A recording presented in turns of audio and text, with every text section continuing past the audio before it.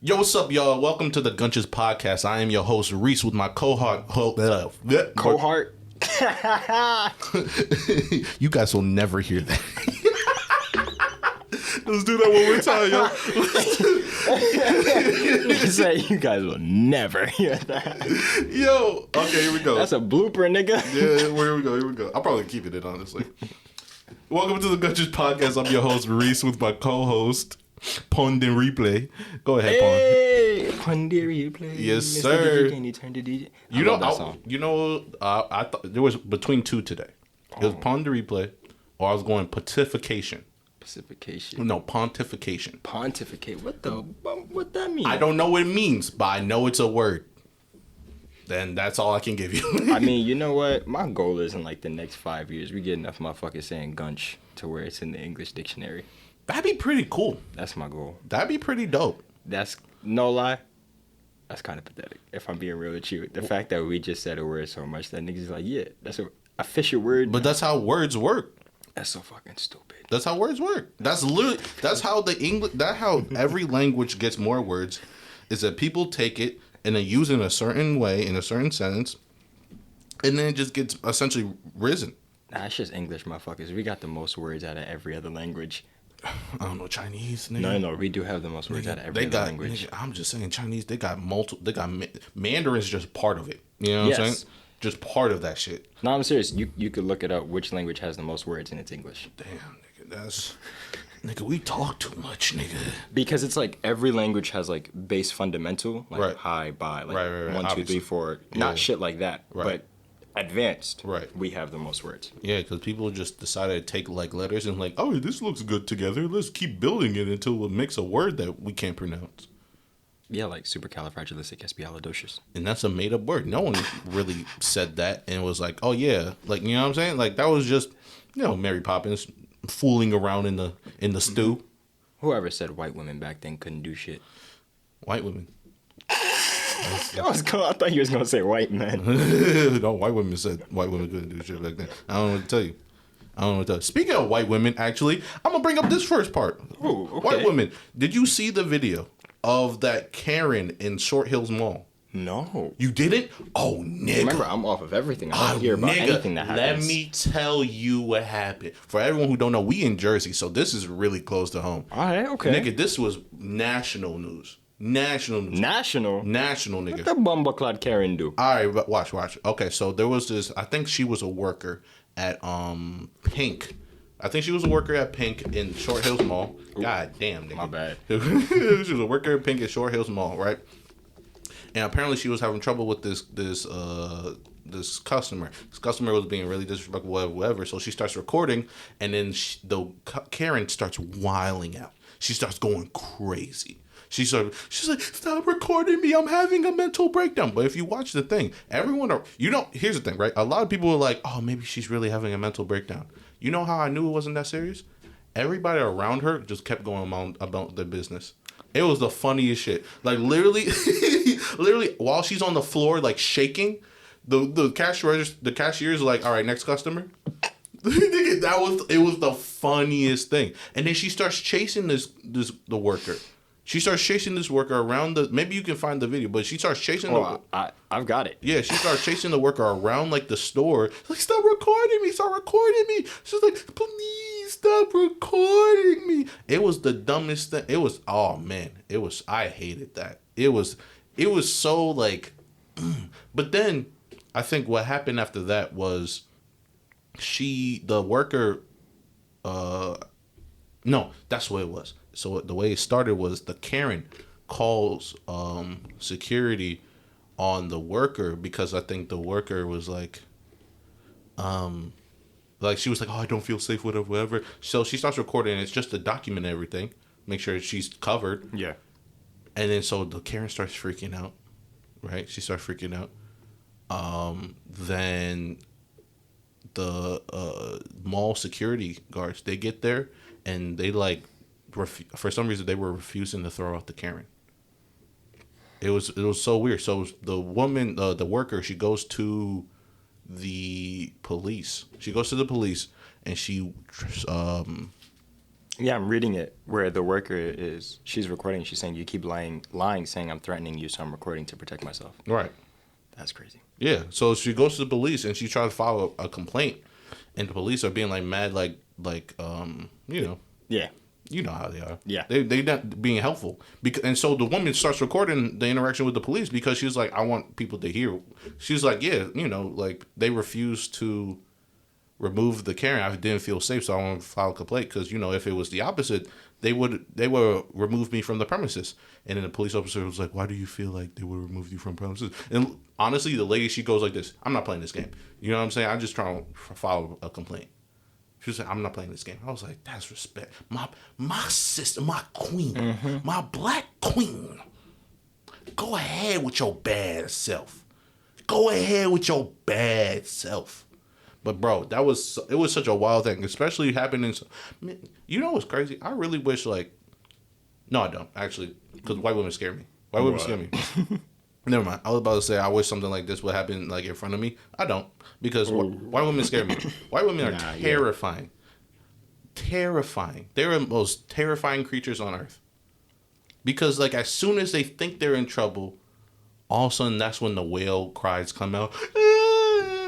Yo, that's a fact. That's exactly what this girl says. The black worker, she says, and I quote, I just came to get a free panty, that's all. This lady's chasing me. She's calling the police on me now. Or maybe I she can't wasn't believe working. security is not here. This is how black people be dying. See what these people do? They call the police and they call in a panic and tell police you're doing something to them when she clearly was chasing me around the store.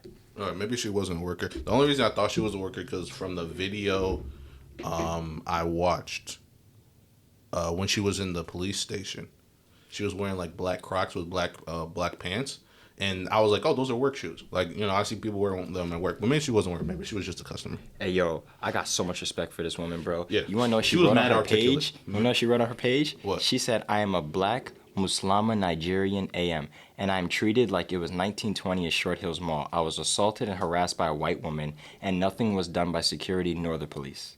1920s. She didn't even say 50s. Yo, she really giving it to him. Nigga, 1920s is in between two world wars, nigga. That's crazy. Nigga, that's between two of them. She's like 1920s? That's insane. But yeah, nigga, that was like... But that's a fact, though. There's been so many videos of white women who are, like, screaming on the phone with the cops and nobody's, like, doing anything to them. Do you remember that one where the lady was like, help, help, he's attacking me? And the dude's recording and she's just sitting there making the whole shit up while she's on the phone with the cops? Yeah. Yeah, that in one. Central Park. Bro. Yeah, I remember. Yeah, that was... White women need their ass beat the fuck up if they do some shit like that. Nigga, I want a cop to be like, you just lied on him? Yeah? And just smack the shit out of her. Nigga, it's terrifying. It's legitimate. Like, I am more scared of a white woman than I am of any nigga. Of any nigga. All they have to do is just scream rape. Nigga, Mike Tyson could be walking down the street in his prime, and I wouldn't be as scared as him as I would a white woman. I mean, that knockout, I'm not going to feel anything. Exactly. Hit me clean in the jaw. Oh, that brother gone. I'm on the floor. I'm gonna sit there and be like, hey, yo, Mike, you a... That's it. I'm just out. That's it. I'm not gonna feel nothing. I'm gonna wake up like, what happened? Nothing. A white woman, no? I'm gonna end up in prison, get my booty taken. Nigga, Mike Tyson hit you in the jaw, you wake up in Skyrim. That's it. You remember how Skyrim started? He woke up from that dream? Said, just like that. He said, oh, you're awake? Damn, he hit me that hard. He sent me to another dimension? I'd rather do that than deal with a white woman. Karen. I genuinely believe white women who do shit like that need to get beat the fuck up. I don't think people deserve to get their ass whooped, but I think people who like testify falsely deserve to get their ass beat the fuck up and paraded in front of the public. Yeah, but you know that will always be turned back on black people, unfortunately. You think so? 100%, nigga. I mean, they did that to black people. If they do that to a white person, you can guarantee they'll do it to a black person. But they have done that before to black people. Like, that's not nothing new. But that's exactly my point, right? If it was like, oh yeah, like we'll take this white person who did the false false alarm, whatever, right? False call, whatever it's called. I don't know what words, Negroes. False witness. Sure, right. That's what it's called. Okay. Right? False alarm. And then we're like, oh, yeah, we're going to beat them up and then parade them around the city. Nigga, they're doing that with everybody. Did you see that? If they do it to the top, they're doing it to the bottom. Did you see the Black Mirror episode with what they do to like heinous criminals? Yeah, they should definitely do that. I did see that. They should definitely do that. That was wild, bro. That was a wild ass episode. The one we're talking about is the one where the criminals pretty much are like given a thing where they forget who they are and they wake up in a situation and it looks apocalyptic or like dystopian or whatever. Yeah. And they're running around, they're confused. They're like, what's happening? I don't know what's going on. And pretty much it's all like a game where at the end, you find out that those people you essentially been trying to root for to figure out what's going on are really like heinous criminals. Yeah. And then their memories zapped again and they have to go through it all over again. They're treated like zoo animals. So like people are there like walking around watching them. like it's like a safari. And then they're trying to ask them for help and they're just not speaking back to them. Yeah. It's crazy, bro. Yeah. That was legit though, the world is slowly becoming more and more like Black Mirror. No, yeah. Like the very last episode of season 1, I remember this shit so vividly because I remember thinking society will definitely get there. Right. Where the dude's girl is cheating on him, but in that society you're able to access people's memories. Yeah, I remember that. When I saw that, I was like, yeah, we're definitely gonna get there. Yeah, I remember we're sooner than we think. Yeah, I remember. Bro, you remember the conversation we had, right? The conversation we had about recording everything in someone's life, so they always have a place in history. Yes, that's what I was thinking. Because I remember our conversation now. Because I was talking about writing a book, like the descendants' right of the parent. Right. That's what you're talking about. That's what I was talking about. Because if it's a true account, right? Because if you do it like someone's writing down, it's always gonna be biased, right? You're never gonna really see the low, especially. That's true. Right? I've never really seen the low of my parents, especially if it's like early in their life, because I wasn't alive. Right. You know what I'm saying? So if it's like something like that, that's what I was thinking is everything's being recorded. Everything's being recorded, and that is terrifying. It is. It's terrifying. Nigga, my descendants gonna see me beating my dick. I was just thinking that. Nigga, just imagine imagine seeing your grandfather just hunched over a computer, just whacking it, just. And you're like, damn, so many of my cousins right there. Could you? I thought it was so crazy. Could you imagine? It's like the day of like your dad or your mom's biggest accomplishment. You want to see what led up to the action that did that. Mm-hmm. Lo and behold, you find out they fucking like snorted cocaine and jerked off into like a bag of Doritos or some shit like that. Whoa! What the fuck? A bag of Doritos? I try to think of something like crazy. Could you imagine though, just seeing that shit? Nigga, getting the cheese dust on your dick is crazy. Ugh. Yeah, that's taking smegma to a whole nother level. Hey, that took dick cheese to a whole nother degree. Oh my god, that is disgusting. Dude, like that's just so crazy. Or like, could you imagine? Like, you respect your dad. I'm not saying your dad, but just someone else's dad in general. Because I never say this over your pops. I appreciate it. But like, you look at their memory and they're just getting dogged by another dude. And he's like, son, that was my past life. You know, I was just exploring my sexuality. It was college. Everybody was doing it. Your uncle was there with me. Your uncle, huh? What? He said, huh? What? Huh? Which uncle? Which one? That's how you know history repeat itself. It's just gonna be another Kevin Hart dad story. Bro, it's a uncle doing it with me. That's hilarious. Huh? What do you mean? Bro, that's... Ugh. Oh, God. Or the daughters watching their mother. Oh, God. Could you imagine a porn star's kid? Nigga, that's what, nigga, they're already recorded. No, I'm just saying. The kids could already see their... Nah, bump seeing it. Imagine seeing it from, like, your mom's perspective. Oh, yeah. Bro, that's what POV is. Oh, yeah. That's already... That already Man, no, isn't POV from the guy's perspective? But that's worse. Think about it. That's worse. If you're in the POV, if you're the kid, yeah. If you're POV of the dude, yeah, just running a train on your mom, yeah, like a train or a gangbang or glory hole. It's just ugh. Oh God, ugh. A bukkake on your mom. Oh God, nigga. Speaking of a bukkake, yo, fuck TikTok. Bro, they were raining on our parade. Nigga, oh my God. Okay, let me explain what happened. Because this is the podcast, and he already knows, but I'm going to tell y'all. This is a podcast, so I got to tell y'all the story of what went down. We started a TikTok, so follow us on TikTok. Hey. It's just the Gunches everywhere. It's probably in the link in the bio or the description or whatever you're watching this on, right? Anyway. Started TikTok, and I put a lot of time in this TikTok. I've spent 6 hours editing this TikTok. You know what I'm saying? And I make sure it looks cool, looks smooth, everything looks nice, it looks great. I upload the TikTok. We're talking about Phineas and fucking Ferb. Phineas and Ferb, nigga. We're talking about a theory. This nigga was passionate as hell about this theory. About Phineas and Ferb. I uploaded a TikTok. TikTok says it's a content violation. I'm like, a content violation of what? I try to see what they were going to say. I press the thing. They don't give me no answer. No answer.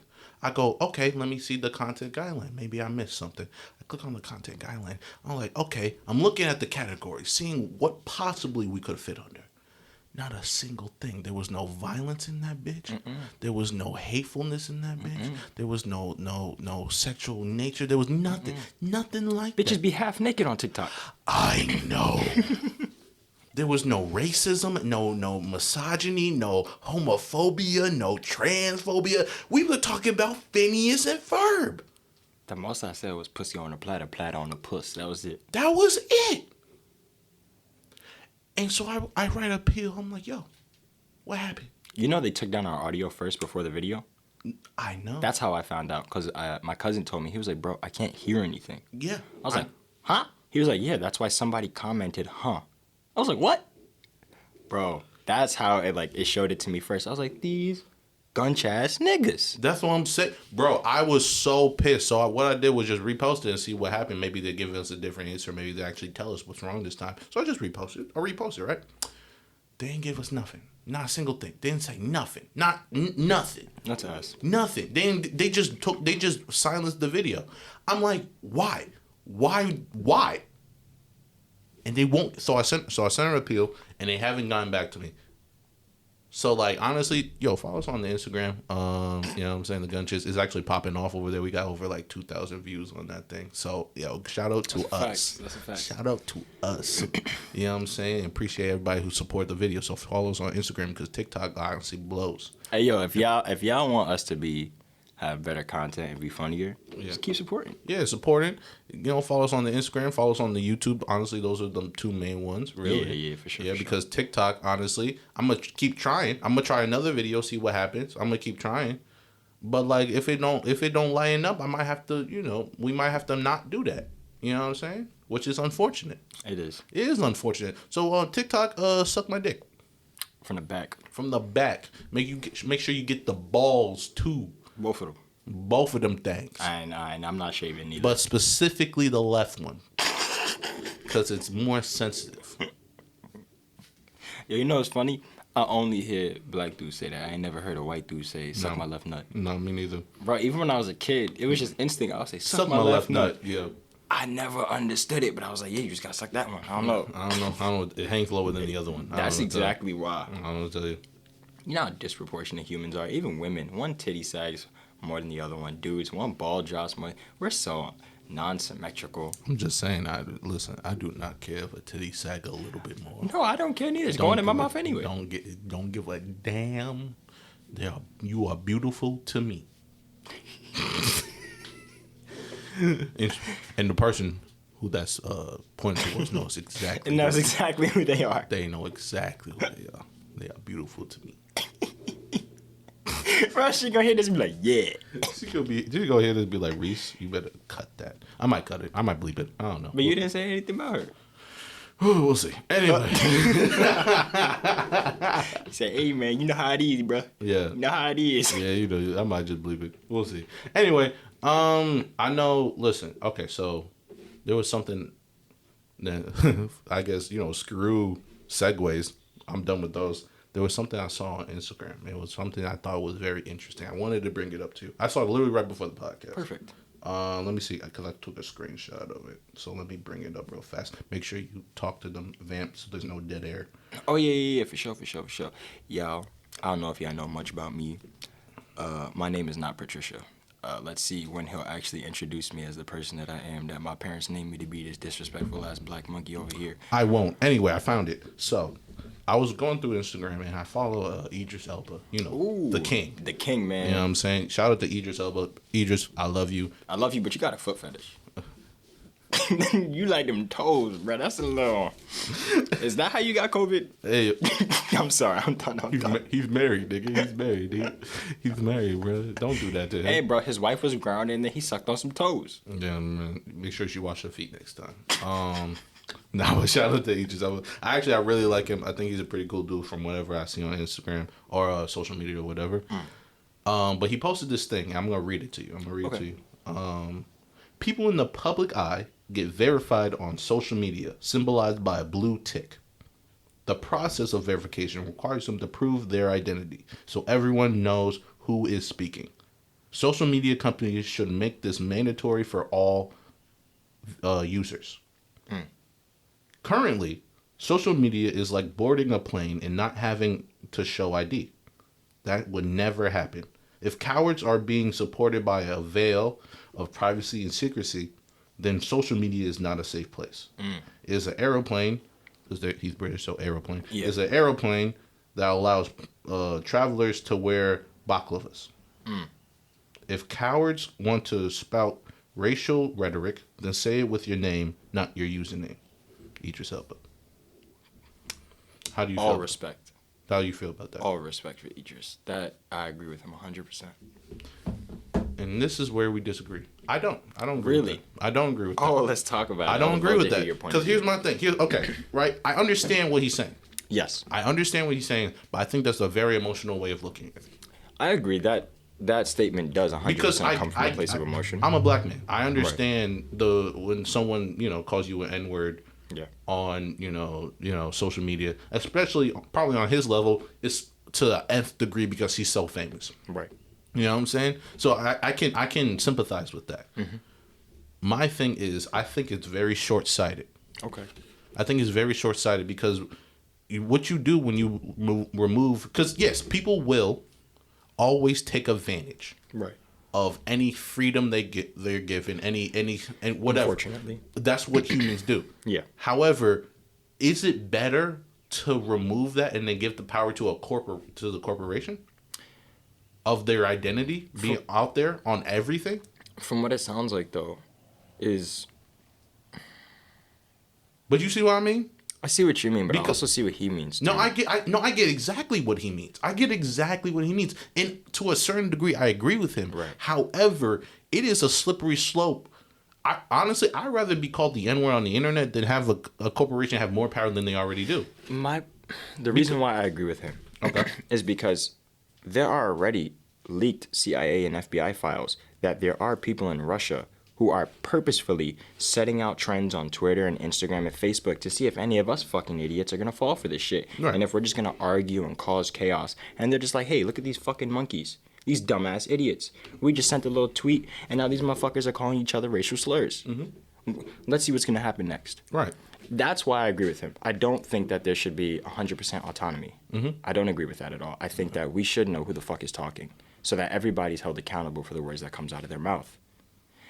However, there is also a fine line because we should be able to communicate or express our feelings for those who aren't comfortable because not everybody's in the same mental and emotional state. Mm-hmm. There are people who have dealt with a lot of trauma. For example, the reason why a lot of women don't talk about the fact that they were raped is because people don't believe them. Right.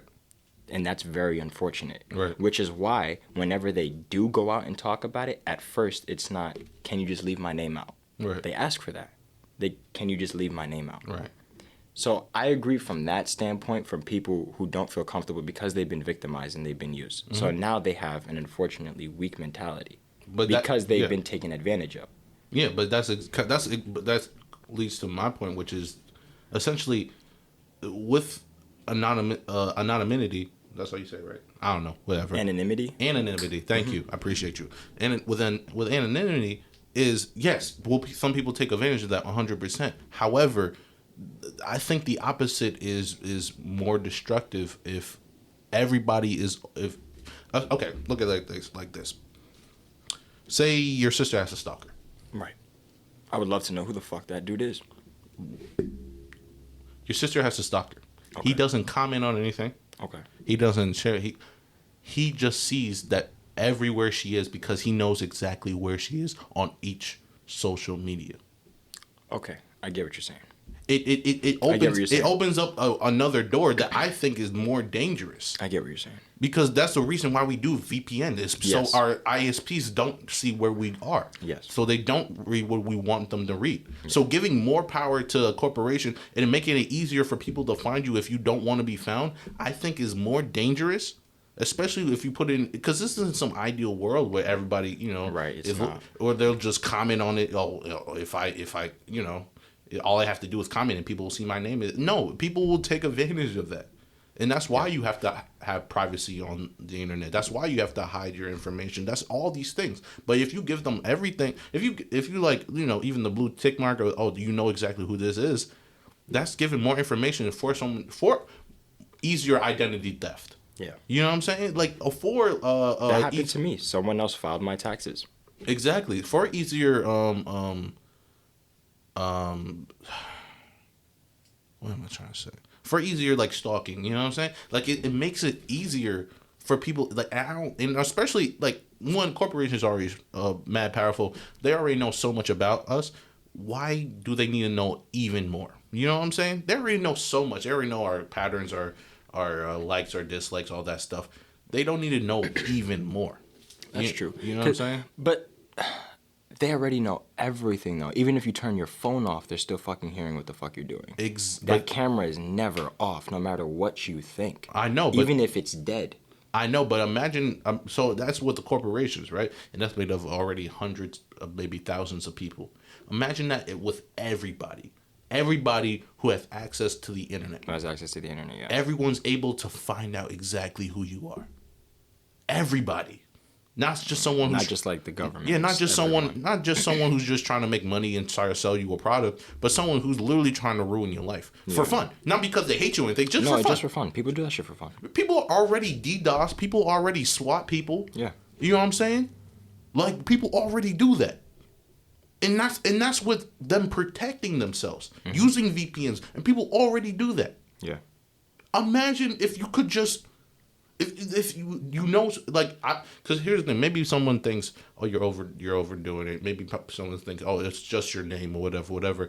That is a door that, like, you don't understand. If you give them a crack, they will find a way through. Hackers are amazing, very inventive people. And unfortunately, it's only gotten easier to hack because less people are educated on how to protect themselves. Exactly that. Yeah. So yes, I'd rather be called a nigger, honestly. I would. That's what's fucked up. Honestly, I don't even think social media should exist. If it were up to me, it wouldn't fucking exist. And if anybody has a problem with that, I'd just be like, all right, shut the fuck up. Sit down, little bitch. Just because you can't talk to people, that's not my problem. I mean, I agree. I can respect it, but it does. So we have to deal with that. And it's changed how we interact with our world today. Drastically. You know, 40% of marriages have credited since 2017 that they divorced because of social media. Probably. 40%. That makes sense. If it were up to me, that shit wouldn't exist. But what sucks about that, the catch-22 is there's a lot of good with social media. Like, there really is. You can... If somebody from another side of the world is depressed, you can help them. If you just want to share amazing content like this, you can. If you want to share a product, if you want to tell somebody, hey, you know, watch out for this town, there's racist cops. Like, there's a lot of good with social media. Yeah. But with that good, there's a shit ton of bad. Yeah. There's so much bad. But it's a tool. So it's not that social media itself is bad. It's the way we use it. It's the way we use it. It's the people who use it. It's their intention behind it. So it's always going to be the intention. Intention is so important, and people try to negate it because it's just the result. No, it's a mixture of the two. Intention can never be just the result. That doesn't make any sense. No. I mean, like, people try to focus on just the result and say intention doesn't matter. That's what I'm trying to say. Sorry. But no, it's a mixture of the two. It's like if the result, the thing that physically affects 100%, but intentionally has a mental and emotional effect that I feel like people underrate.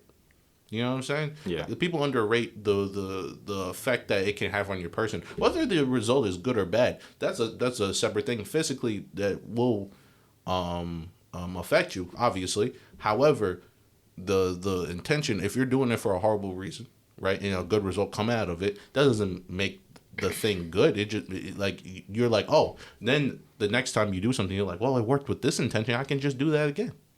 You see what I mean? It's. You know what? I'm gonna give an example on why intention's bad and good, and why we need to address intention. Right? Let's say there's a black man who's addressing the fact that black people are being attacked and slaughtered in the streets and whatnot. Right. And then let's say a white woman comes up to him and says, hey, I mean, we're all black. We all come from Africa. Mm-hmm.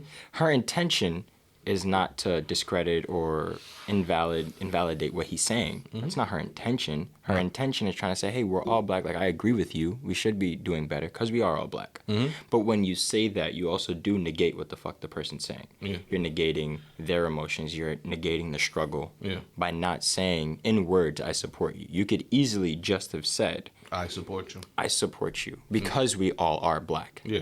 That was what her intention said, but that is not what her words said. Yeah. And it makes it worse that she's white and said that. Mm-hmm. And that's why intention does and doesn't matter, but it also does matter what the fuck you do. Mm-hmm. Yeah, it's both. You can't not have both. Mm-hmm. I can't go do something bad and then go, well, my intention was to do something good. Right. Nobody's going to give a fuck about that if I go say that into a judge. Yeah. And like, let's say if I did a hit and run. Not only that, but that's also what's the crazy part is a lot of times when these murderers get off is because it's so hard to prove intention. Mm-hmm. It's so hard to, like, how do you prove a thought? You can't. It's hard. I mean, you can because, like, you know, sometimes someone just writes it down. Oh, I'm gonna kill this person at this time, and you're like, that's so weird. Yeah, but you know, sometimes it happens. You know what I'm saying? It's so like it's possible, but it's so difficult because it usually starts up here. It's like, oh, was this planned? Was this like, you know what I'm saying? And if they're a really good talker, they can just talk you the fuck to think that they're innocent. Yeah. Because I don't think most people know how stupid they are. Most people are extremely gullible. We are.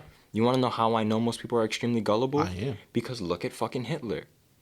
He got all of Germany, not all, majority of Germany to agree with his shit. Mm-hmm. Well, not just Germany. He got other countries too. Italy. So it's not... Austria. Exactly. His Japan. intention was, I want to save my country. But that's not what the fuck his action showed. Yeah. Listen, yeah, his action showed killing millions of Jews and plundering the world into a dark age for like years. Yeah. Like, honestly, World War I, in my opinion, did not affect the world as much as World War II, because World War II really showed us how bad human beings can be. Like torturing babies to see what could happen with twins and burning them, separating them from their mothers just to see what would happen. Like as soon as a woman's pregnant, ripping them away just to see what would happen because they were bored. They wanted to experiment. Mm-hmm. That really did show the world, holy shit, we've got some fucked up people here. Was it after that the Geneva Convention was made? I think so. I'm pretty sure. I'm not sure, but I feel like that's probably when it was because they did do some really messed up. They did some horrible things. I mean, and not just Germany, but also, you know, America, aka, you know, the 1929, so it was after World War I, not 2. 1920. Okay, got you. Yeah. But you know, America with the what was it? The Tuskegee experiments. That's I have no idea what that is. Oh. Bro, nigga, that is fucked up. What's the Tuskegee experiments? The Tuskegee experiments essentially, welcome to this section of Black History with Reese. The Tuskegee experiments essentially was the U.S. government was experimenting on black men, the effects of like syphilis, I believe it was syphilis. Oh, that's what that's called? Yeah. Okay, I know about that. Yeah, it was the yeah, exactly. It was that essentially. Wow. And seeing the effects of it, and you know, essentially poisoning them and letting them die, and seeing how it works, and see how it works. Yeah. And it's because we were looked at as second-class citizens / guinea pigs.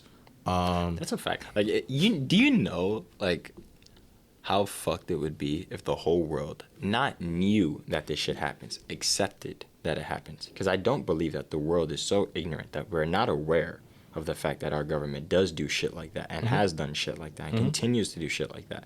I think that it's the fear of what if that shit is real? Right. Because the same thing with my mom, right? Because I like to joke with her because she loves Beyonce and Jay-Z. So when the Epstein flight logs got released, I was like, hey, Mom, look at your people. Oh. She was like, no, Beyonce would never do that. I was like, how you know? You friends with her? She said, no, Beyonce would never do that. I was like, why is this so hard for you to accept? And plain as day, she said, from all of the memories and experiences I've had of watching Beyonce and Jay-Z and hearing what they've done for the black community, I don't want to accept it. Right. And it's crazy because it's not like we don't have information. It's not like it hasn't already been released that our own government killed our own president. No one just wants to accept that. It's like, holy shit, I live here. No, the fuck I don't want to accept that. Why would you? It's like Stockholm syndrome. Yeah. Yeah, you don't want to. You end up liking your captor. You don't want to. That's what happened in North Korea. You believe in the best of your captor because you essentially your brain can't handle the situation you're in. That's just kind of what it is. I mean, and I'll be real. I got the same thing, nigga. I don't want to believe that. I don't, nigga. I don't. When I saw Will Smith's name on there, I said no. Oh, I was like, yeah, he definitely should have been on there. I said not Big Willie. No. I was not surprised by one name on that list. Listen, I was hoping. Chris Tucker made so much sense because I heard about the story where when he came back from the island, he became a pastor. He was like, oh, God. He was like, this is some fucked up shit. I need my soul saved. If I just met this nigga, no, I'm not involved. Jesus, don't keep me up with this motherfucker over here. He said, Jesus, please. He said, save my soul. He said, hey, Jesus, remember, I ain't touching little girls. Remember, I left. I'm preaching about you now. Come on, don't hold me against that, please. I could never. I just can't. It's too much. Cause like thinking about just the overwhelming amount of like things. Like this is my problem with like conspiracy theories, right? It's not the I have such a love-hate relationship. It's not the theories themselves, right? Because some of them I'm like, that sounds believable, right? It's like okay, like I can get that. So it's not the theories themselves. It's just, you know, the word conspiracy theorist was actually coined by our government to discredit people who were releasing the truth. Yeah, my nigga, shut up. I don't. Oh no, I'm not trying to defend conspiracy theorists. I think a lot of them are tripping, like QAnon. Like this is my problem with conspiracy theories is that I can believe them. However, if I have to accept what it is they're saying, then I can't live the same.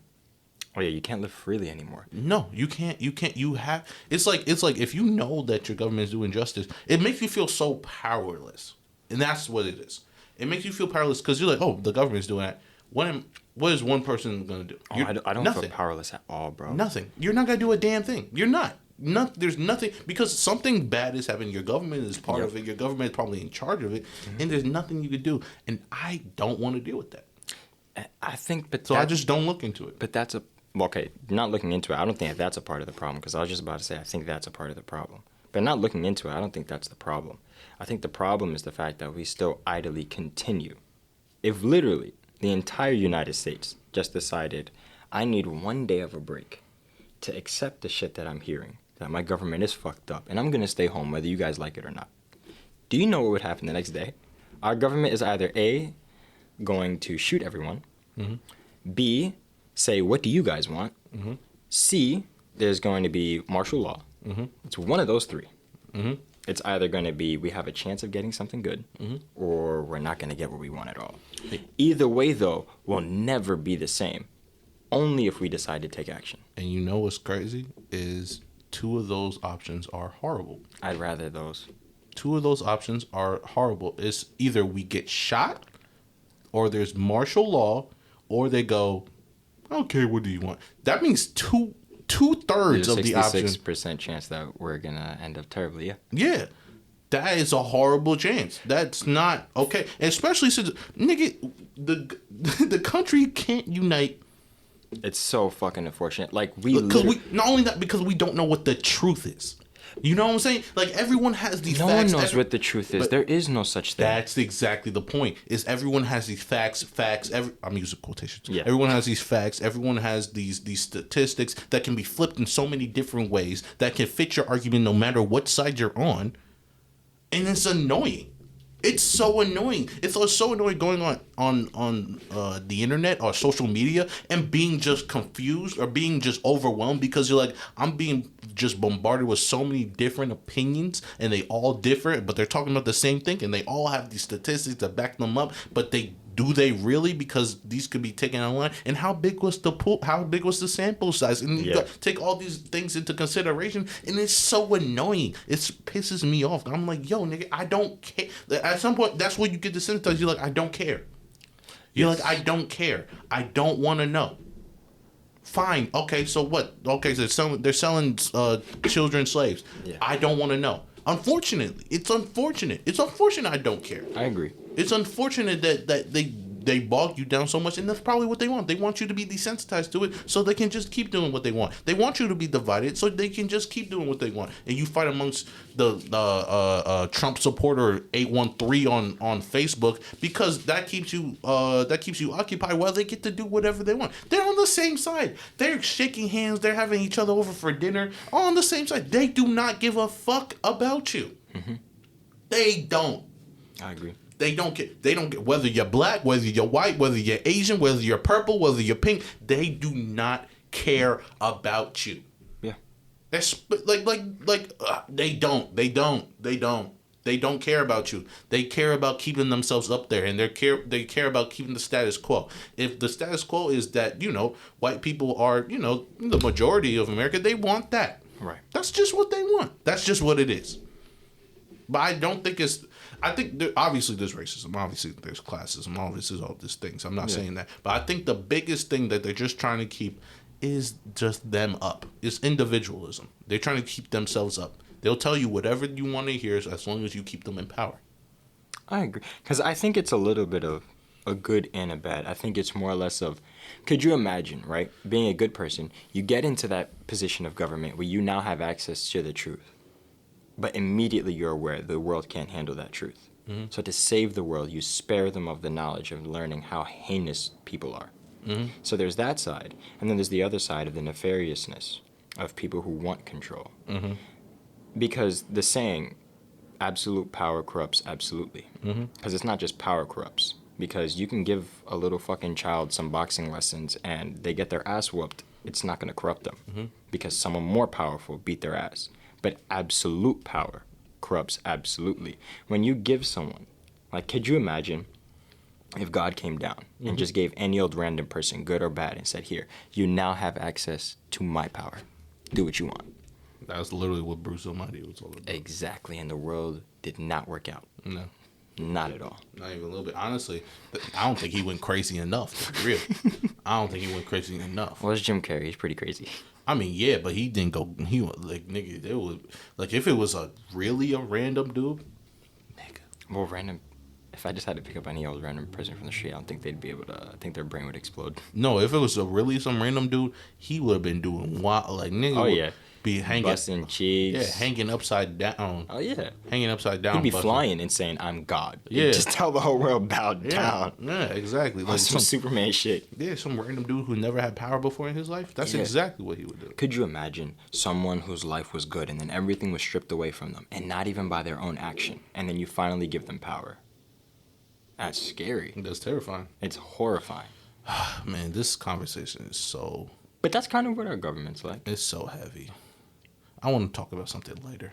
Sure. Do you want to take a break and then we come back and then talk about something later? I mean, sure. I just wanted to end it with one quick thing on this topic. Go ahead. The only reason, literally, it's the only reason why I don't care to continue to learn. I love learning more about the good or the corruptness in our government is because even though individually we can't do anything, I'm completely fine with me living my life knowing that I tried. That's it.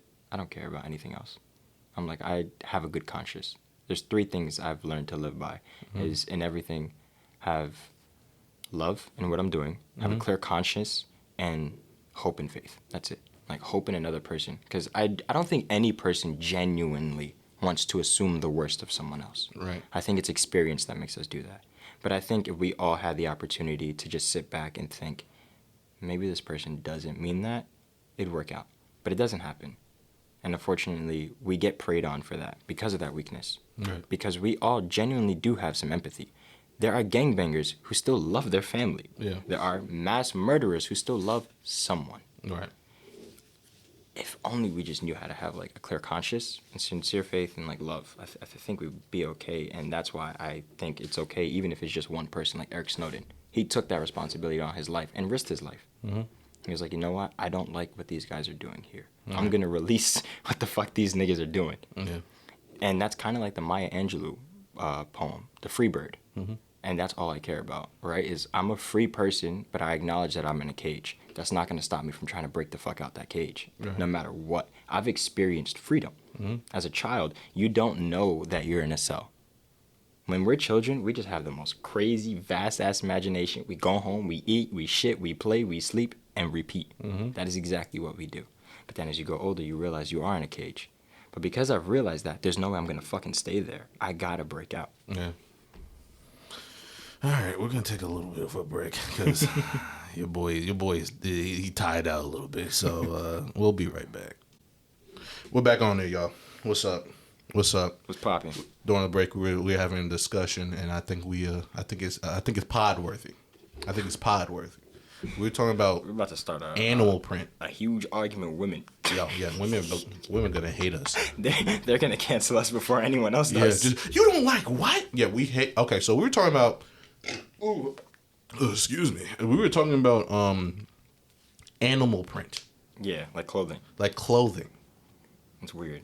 I've never seen animal print that I've liked, except you know what? There was one that I saw. It was a cow print, but it was in patches on jeans. It was like a patch, like I thought that it looked kind of cool. Okay, but I've never seen. Yeah, it looked good. I thought it looked cool. It was like nice and like kind of trendy. It looked cool. However, besides that, I've never like cheetah print. I hate it. It doesn't look good. It just does. It like cheetah print is like the worst. I want to know, who the fuck are these women trying to impress? Like, Joe Exotic is gay, so he's clearly not trying to come after you. Yeah. So what the fuck are you wearing this tiger print and all this other shit for? For me, I only seen it really in Jersey. Like that was like a really big thing amongst. That was like a huge New York thing, bro. But I mean, yeah, but it was like a really big thing on like Italian women. I remember seeing a lot of Italian women wearing cheetah print, like especially like in the O's, the 2000s. Oh yeah, I wasn't over here. Yeah, you weren't over here. I wasn't over here. But I remember in the 2000s, it was a really big thing with like Italian women wearing cheetah print. And I was, really? Yeah. And I was like, oh yeah, keep it. But then and then cheetah girls came out, and then every girl. I was gonna say cheetah girls ruined it for me. Before I didn't even like it, but watching cheetah girls as a kid, I was like, that shit looks disgusting. Yeah, and then every girl started wearing cheetah print. I want you women to understand, if you're wearing animal print, and a man has sex with you, it was not because of the animal print. That shit did not make you look extra sexy. He was just like, God damn it, bitch, I'm just trying to see what them clothes off. I don't give a fuck what you got on top. I care about what's underneath. Man's was not like, he saw the cheetah print, he was like, yo, that fit is fire. Never once. He didn't say, oh my God, is that Kenyan? Never. He didn't say that shit. He was like, wow, that looks nice. In his head, he's like, I don't know. Never. Here's the thing. Whenever I see cheetah print, I just think, oh, you're a middle-aged woman.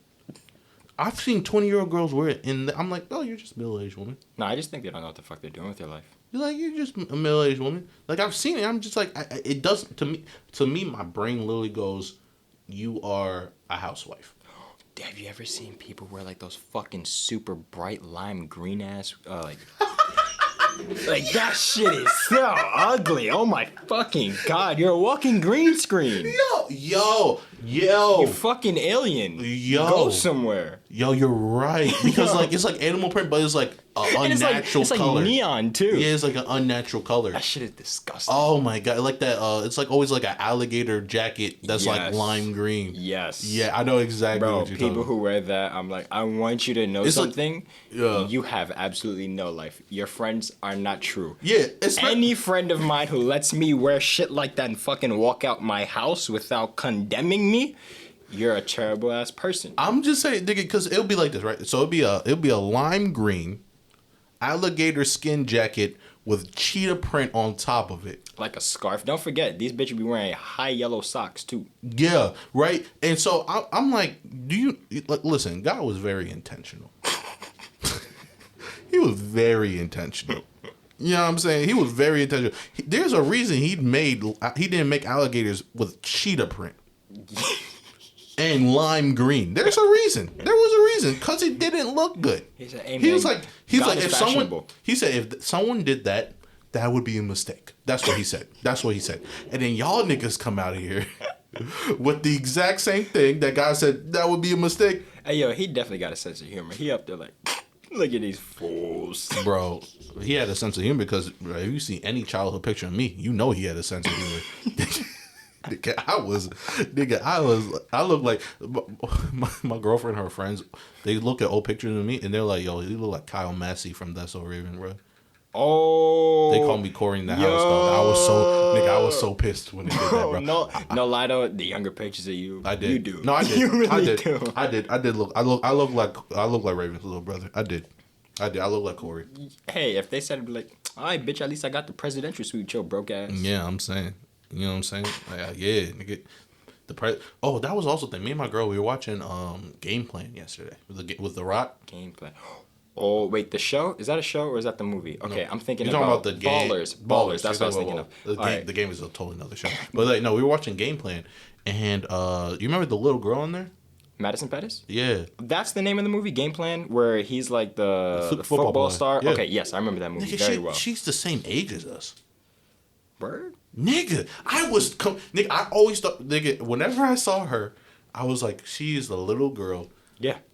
And then I looked it up. I remember me and my girl, we looked it up. I was like, I think she's like a month older than me. You know what's crazy? I really did date a girl that looked exactly like her. You did. You did. I remember that. Yeah. I remember. My ex looked just like her. That was like 2 exes ago, right? Yeah. Yeah, I remember that. Yeah, and I had a huge crush on Madison Pettis though as a kid. I remember that. So it's like it just made sense. I remember that. But nigga, but that's the thing. She always looked like, I remember her from Corey in the House. She always looked mad. She was in Corey in the House? She was the president's daughter. Oh my God, bro! I blocked that shit out of my memory. Nigga, that's the thing. I remember seeing her. I remember watching it as a child, and I was like, she looks like mad younger than me. I thought she was like 3 years younger than me. You know what? It's because I haven't seen her on anything. Right. That's why my brain just still affiliates her as the young little girls. Before. Look it up right now. Oh, I know she looked bad. Man, I'm looking. He said, "Don't worry, I did my research." Bro, I'm 2 steps ahead of you, baby. He said, "Don't worry, I did my research." He said, because I remember when. So Madison, my boy is single. So what's up? No. So if you hear this, he is a beautiful light skin. So you can you can contact us at the Gunches on Instagram. Hit us in the DMs, and I will patch you through. How about that? Huh? Patch you through, nigga. You know I got you, nigga. Nigga, you know I got you. I appreciate you. Come on, son. You know I got you, nigga. How I like know for a fact she looks good now is because when I was with my ex, I was like, yo, she looks like a cross between Madison Pettis and the main like woman from The Mummy. Oh, the main woman from Mummy is bad. Bad, bro. Oh my goodness. Such a beautiful woman. Nigga. God damn, I remember that. Yo, if I didn't think about having kids with people, I'd just get married to the most beautiful girl I met. I'm serious. Honestly, I'm dead ass. What a wild statement. Yo, because niggas really be marrying anybody that they be fucking. It's like, yo, you need to think, should I have kids with this person? It's like, I might marry you for looks. I just don't know if I'll have kids with you for looks. Like, I'm smart. I don't know if I'm smart for both of us, though. Like, I don't know if my kid gonna come out like you or me. I'm not taking no fucking coin toss on that. Cause I mean, yo, what is wrong? Cause I be having a conversation with my mom, right? We talked about this the other day. What is wrong with We were like, you definitely shouldn't marry the person you fuck, and you definitely shouldn't have kids with some of the people you fuck. Tell me I'm wrong. Tell me I'm wrong. Yeah, some of them. Yeah, you're right. Bow. You shouldn't have kids with some of the people you have intercourse with. Yes, coitus, if you will. You shouldn't do that sometimes. Yeah. Sometimes the person that you had coitus with is dumb as a brick, and you don't want to pass those genetics on. Yeah, I don't want to pass brick genetics down to my kid. Like, come on, son. Brick genetics! what if my boy try to be a baller? He's stuck. He's brick for life. He ain't got no basketball IQ because he ain't got no IQ at all. That's crazy. But you know, I'm sure Madison Pettis is a genius, so she should hit me up. Yeah, I'm sure. Yeah, so hit us up through the Gunches podcast, and I will patch you through to my dude because that's how I roll, and he knows that. I appreciate that. Of course, nigga. Word up. Nigga, when will you actually let me wingman for you? Whenever. I don't care. But actually, no, I'm still enjoying being single. Okay, but let me know. Yeah, let me just like cultivate some shit first. Yeah, but let me we go out and you're like, yo, dog, let me wingman, nigga. Because here's the thing, right? You always be doing it behind my back. Nigga, I have a 2 for 2. I'm good, nigga. I'm a matchmaker, nigga. No, I am. Because here's my thing, right? A couple I helped out are still together today, nigga. They are in love. Because here's my thing. You've seen it. I have no problem talking to people. I love people. I love talking to people, strangers, people I know. It doesn't matter. No, I know. I just don't think about any girl that I see like I would want to date her. Right. Or I would want to go out with her. I really don't see anybody like that. Nigga, I'm just saying, nigga. Like, if especially if she was a group of friends, I can distract at least 3 at the same time. I could distract all of them and still get the girl. I don't have the desire for it right now. Like, sure, I'm horny. Like, the desire I have is to fuck. Listen. We all know there's always that one ugly friend that never lets no dude close to her. Yeah. There's always. Mm-hmm. That's what the wingman is for. I take that bullet. That's what I'm there for. And I'm in a relationship, nigga. It's literally no pressure for me. I will say the dumbest shit. I do not give a. I don't. I know. I don't, nigga. I'll be like, bitch, you look like a boogaloo, nigga. And she's like, what does that mean? Oh, boogaloo, bitch. And because what works for me, maybe it is the looks, but it's that I'm very sarcastic. So if like someone tries to cock block, I'll just sarcastically disrespect them. Yeah, but that's the thing. That's her friend. Sarcastically. You know, but that's her friend. And like, girl be like, oh, you talk like that to my best friend and all that, right? But that's where I come in. You'd be surprised, man. Nigga, that's where I come in. I'm sure I would be. But that's where I come in. And I go, hey, yo, so you ever like looked at a toe though? Like, isn't that just an alien finger? And then you be like, what? And like, yeah, nigga, like think about it, right? Like when you break down the anatomy of a toe, and you just, that's what I'm there for, and I'm just there distracted. And while you going like, hey, yo, baby, what's up? Hey, Madison, how you doing? Whatever. That's what you doing. You're like, hey, yo, Madison, what's up? How you doing? You could just hit them with, if you remove the joint of the pinky toe in your foot, you are now unable to walk. Don't say that. No, I'm saying that's something you could say. Nah, I wouldn't say any of that. That's something you would say.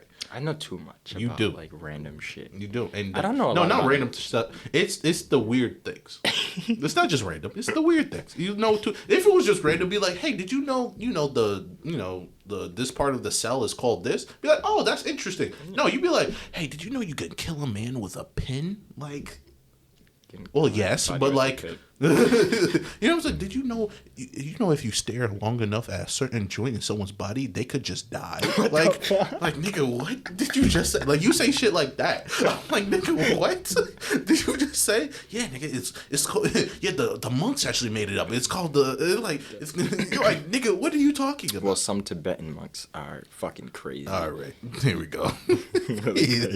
Before I segue into that, because I'm about to take you on a trip. I shouldn't have talked about the monks. I'm about to take you on a fucking trip, bro. That was my fault. I shouldn't have talked about the monks. That was me. That was me. I apologize to the listeners. I apologize. So, I'm not sure if it's Tibet, actually. Oh, we actually talking about this. I'm not sure. It's somewhere near that region, though. I'm so sorry. A very small and select few of monks. I am so sorry. Because they're heavily involved in metaphysics. And they believe in allowing spiritual beings into them. You know what they would do? No. They would spend some time in the wilderness and not eat for about 30 days until they hit like the highest peak of a mountain in a cave. It's very ritualistic. And then they'll cut open a part of their skull, which still leaves them alive. I am so sorry. They remove the top part of their skull, and then they start chanting and praying to see if a spirit will enter it. And then once an actual metaphysical being presents itself in the physical realm as a fog, it will go on top of this fucking piece of your skull that's on a stone now, and they put that shit back. And then they just get possessed. That's how some of those niggas do. It's fucking crazy. I apologize. I didn't know. Guys, I didn't know. I promise you, this was not planned. It wasn't like this was on the agenda. We didn't write this down on a list. This nigga just talked about monks cutting off their skull. I don't. We can talk about sharks. We can talk about anything. I know a little bit. So Loki. You finished Loki? So you watched Loki? Yeah, of course I did. Yeah, of course I did. You finished it? My nigga Kang. Oh, bro, wait, you gonna jump straight into I don't give a fuck. Wait, hold on, wait, chill. Nah, no spoiler alert. Yes, nigga, that's what we are podcast. We have with great power comes great responsibility. Bitch, I ain't Spider-Man. I ain't got no powers. Nigga, this is a power. This ain't no great power. I ain't Joe Rogan. That's great power. Not yet. That is great power. Not yet. Honestly, I'm convinced if Joe Rogan wanted to, he could overthrow any government in this country. You know, bro, any white boy drink a natty light. Yeah. Immediately Those are called Roganauts, okay? This nigga has a fucking army. If Joe Rogan right now went on his podcast and said, you know what? Wait, I'm sorry. Wait, are these niggas really called Roganauts? Oh, no, that's just what I'm calling them. Okay. Because I was like, that is the dumbest name to ever call your fan base. It's Roganauts. No, that's what I'm calling them. Oh, yeah, we're calling y'all the Gunch Bunch, by the way. The Gunch Bunch? Oh, I love that. I love that. I made that up right now. Hey. Yeah, I was going off the top, bro. I was like, Gunch Bunch. Yo, if Joe Rogan really decided, you know what, I'm fucking tired of what they're doing for California. Everybody vote for me if you want me to be your governor. Mm-hmm. The governor of California gonna fucking cry immediately. He gonna hear that shit and call up Joe. Hey man, you ain't gotta do that. He's not in California. He's in Austin now. He moved to Texas. I know, but because Joe Rogan still loves California. Yeah, but he likes Texas now because he loves Texas now because of the taxes. The people. And the taxes too. Listen, Joe. I don't think it's completely about the taxes. Hold on, I'm talking to Joe right now. Listen, Joe. I know you're gonna hear this one way. I get it. I understand. You could say it's the people. You could say everyone's nice, but we know what's going on. No, I definitely don't think it's the money. We know. That nigga has so much money, but doesn't give a fuck that he has that much money. He likes to live however he wants to fucking live. And I respect that. Listen, if you don't give a fuck about money, give some to me. I'll send you my Venmo. Pass it this way. You got PayPal? Cash App? Whatever you want. I got all of them. Hey, Joe, if you really don't give a fuck about money, you could just, just come as a guest star on here. That's all. If you really don't give a shit about money, just promote it a little bit on your star. Just tweet. Hey, I'm on this podcast. Read my book, Joe. I'll smoke a blunt with you. You know what would be interesting? Do you think? Because that's the thing. Because I know he said that he doesn't do like other podcasts because he doesn't have to. Because why would he? Doesn't have. Because he does, but it's for friends, like close friends, like really close friends, right? And Joe, we're really close, so no. But like my thing is, right? If you had the opportunity of interviewing him, like what question would you ask? You know what I'm saying? Like what type of questions, like, would you do, like, research on him and then ask him that? Or would you want to just kind of be more genuine and then be like, just ask him and learn as you go? You know what I would want to do? Okay. Because I know for a fact he's all over Austin. Like, the way Austin people are, they don't, like, treat celebrities like they're celebrities. It's like you're a person, which I respect. It's honor. Right. It's honorable. Yeah. So I'm pretty sure that definitely has happened at least once to him over there. Right. But what I want to do is literally just get a nice glass of whiskey with him, smoke a blunt with him, and just see where the conversation goes. I do not want to have any pre-planned agenda with him. I feel the same. Or any celebrity that I genuinely want to have a conversation with. That's how I feel about Dave Chappelle. Yeah, it's like I don't have anything pre-planned. I just want to spend some time and just I would just want to have a conversation with him. That's it. Like, would I love to see him doing comedy? 100%. I'd be lying if I said it. Absolutely. However, I think he's a very interesting. Like, his perspective on life is very interesting. Who, Dave or Joe? Well, both of them for me. Really? Yeah, both. Really. But like Dave, especially for me, I think like if I could just have a conversation with him, I'm definitely making this into a clip and shipping it straight to Dave Chappelle. Hey yo, nigga, listen, have me on Midnight Miracle, nigga. What's up? What's up, nigga? I know I'm not Muslim, but nigga, I could. Hey, what's up, bro? Especially for Dave Chappelle, bro, because, like, think about it. He was offered multiple millions. I think it was 50 or 60 million. I thought it was like close to 100. It was 50 or 60. And he For denied it. For the third season, it was like 50 or 60. So it's like, I really want to know, as a black man in comedy during that time, Yeah. not what made him turn it down, but from that decision till now, from the course of everything he's done and he's taken, what has he learned? I don't want to ask him, what do you regret? But I just want to know, what have you learned from that decision till now? Because I 100% think he does not regret that decision at all. Well, I feel like you can see what he's learned through the comedy of then, like the special he did back then, and then his comedy now.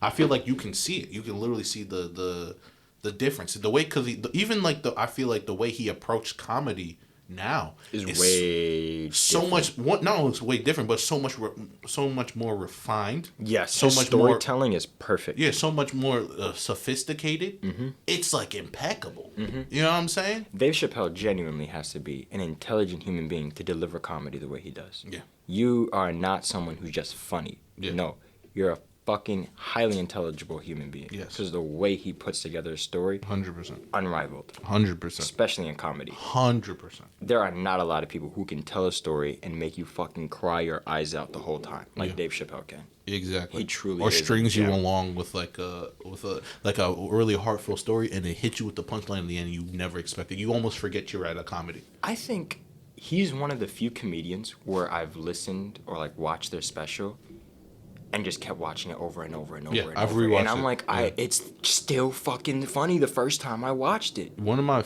I would say like my favorite specials, right? Like if I had to, let's say I did like, let's say top three. I'll do a top three. Favorite specials. I'll do my own. Top three. Top three. It would be Dave Chappelle will be one of them. Okay. Right. Cat Williams. Oh, so that's top three comedians then. Yeah, top three Okay. comedians from the specials I've seen. Right. Okay, because I was about to say I have to pick three of my favorite specials. Nigga, that's difficult. No, I'll do top three comedians, right? Top three comedians of like, but because I've never been I've been to a comedy show, but it was ass. Oh, we gotta go to one, bro. We do. We definitely have to go to one. We do. I do want to do that.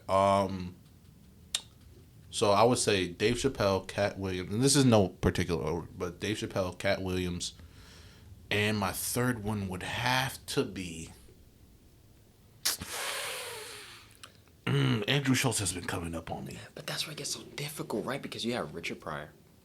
Then you also got Sebastian Maniscalco, or however the fuck I pronounce his last name. Maniscalco. Maniscalco. Because he's like, no one else is going to deliver that like he does. Yeah. It's just, that's Sebastian, period.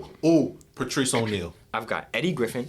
Patrice O'Neal. That's my third. Patrice O'Neal? Do you know who Patrice O'Neal is? No idea. Nigga, he is, I promise you, you would love his shit. Patrice O'Neal? Patrice O'Neal. I bet I'm going to watch That nigga is hilarious. He's dead, but he's hilarious. Really? Okay. Yeah, R.I.P. to Patrice O'Neal. But that nigga, like he was really good friends with Kevin Hart. He was really good friends with Bill Burr. Bill Burr's funny, but his specials are not my cup of tea. I really like his specials. Yeah, I think he's funny. I just don't like his specials for whatever reason. It's just not my kind of comedy. Yeah, I don't know. I like niggas complaining about everything. It's hilarious to me, because that's what I do. Anyway, but yeah, I was gonna say. So who would you say top three? Because that would be my top three. Top three, I agree with everybody except I would replace Patrice with Eddie Griffin. You Could Tell Him I Said It is probably my favorite comedy special aside from the Pimp Chronicles. Yeah, Pimp Chronicles part one is. Yeah, You Could Tell Him I Said It's It. one of the best. I think it's one of the best specials of all time. Of all time.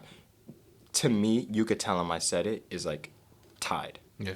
That is, Eddie Griffin didn't hold back at all. This nigga gave his unfiltered view of religion, of people, of everybody, and just mocked everyone in the most I don't give a fuck manner I've ever heard. And I'm like, I might not agree with your view, but you're a funny guy, so I respect you being honest. Yeah, me too. That's the thing. I do respect that. 100%. And that's why I like Andrew Schultz, because I feel like he's bringing that back. Oh, that nigga is honest. No, he was like so like he'll whatever topic you think is off limits, he'll talk about it and it'll be hilarious. Yeah. It's like no matter what it like he's like, yeah, you know, black people, Christianity, religion, like all the things that will be dear to me, he'll bring it, he'll say it in a way I'm like, damn, I can't even lie, that was funny. I'm like, I should be mad, but I'm not. And that's what's pure about comedy, and why I'm so tired of people in this fucking dumbass, soft, pussy ass generation complaining and cancel this and cancel that. Man, fuck you. I'm insulted all the time with what these comedians are saying, but I love it. It's funny. Yeah. You can't take that shit serious. Yeah. This nigga's job is to mock you. Yeah. They get paid for that. Yeah. You think they're gonna sit there and give a shit about your feelings of your religion or your sports or your mom or dad? No one gives a shit. No one gives a fuck. Bro, we need motherfuckers. I don't give a Fuck. Yes, sir. We need people to joke about shit. Could you imagine if the world was so fucking serious all the time? No. No, God, no. I need somebody to mock the government or the president or me. Do that shit. It makes life better. It makes it more lighthearted. Yeah, I agree. 100%. So, we're done with this conversation? Because I do want to talk about the other things we had to play. Oh, Loki? Yeah, let's talk about Loki. Because we did, before you spoil it, let me give spoiler warning. Spoiler warning. We're going to talk in detail about it. Spoiler warning. All right, go ahead. Kang the motherfucking Conqueror. Bro, it's not Kang the Conqueror. The variant. It's a variant of Kang the Yo, Conqueror. when they did that, in that moment, I was just like, whoever is in charge of the writing of these shows, God bless you. Continue. Please don't fucking die. Here's my thing. I was less impressed with that. The thing I was more impressed with was my man's acting. What's his name? The dude who plays Kang. The one who remains. Yo, he was good. What was his name? He was good. Cause the lines. I was listening Yes. to the lines. Yes. I was listening to the lines. Lines they're elementary. They're whatever. Yes. His delivery Yes. on it. I was like, I forgot. I know who he is. I forgot his name. I'm looking at him right now. I forgot his name because he was in what was that show? The HBO show. He was in I think I know what you're talking about. something country. Damn, what's it Yes, I know exactly what you're called? talking about. I saw it. I never got to watch the show though. Who's the dude who made Cthulhu? What's his name? Cthulhu? Cthulhu. No idea. The very racist author. What's his name? Once again, no idea. Absolutely no idea. God. But Country. there was a lot of things that I loved in that episode, to be honest with you. Damn it. I loved, is that Patrick or Owen Wilson? Owen, cool. Owen. I Wow. love his chemistry with Tom Hiddleston. Yeah. If those two were not in the show, wouldn't do good. It would not be good. Tom Hiddleston's chemistry with Owen Wilson was beautiful. Yes. I loved it the whole time, from episode 1 all the way to 6, to the very last second. I loved how Loki had that change of heart, but he himself had to deal with him. He had to deal with Loki being Loki. Where for millions of years, he was that little trickster where everybody is having a pure heart, trying to say, look, don't do that. That's not the right way. And he's like, no, I'm a fucking god of trickster. Like, I'm going to do what I want. Mm-hmm. And he had the change of heart, and he was expecting the other Loki to. But it didn't happen. No. And I loved that. And I was like, yes, Loki now is getting a taste of his own medicine. As bad as that sounds, he has to understand. Just because you're doing good doesn't mean that's going to be the same for everyone else. And that's great, because I'm tired of all this happy ending bullshit, because that's not life. Even though this is about a comic book, it's a fucking comic book. And Marvel is dark. DC's even darker. I want them to go these routes. Yeah. And now we getting the fucking multiverse, bro. Nigga, Jonathan Majors, that's his name. That's his name? Jonathan Majors. Well, he did a major-ass job in that fucking role. Jonathan, God bless you. Lovecraft Country, that's what it was. Lovecraft, that's what it is. Lovecraft Country, that's what it was. Jonathan Major, Jonathan,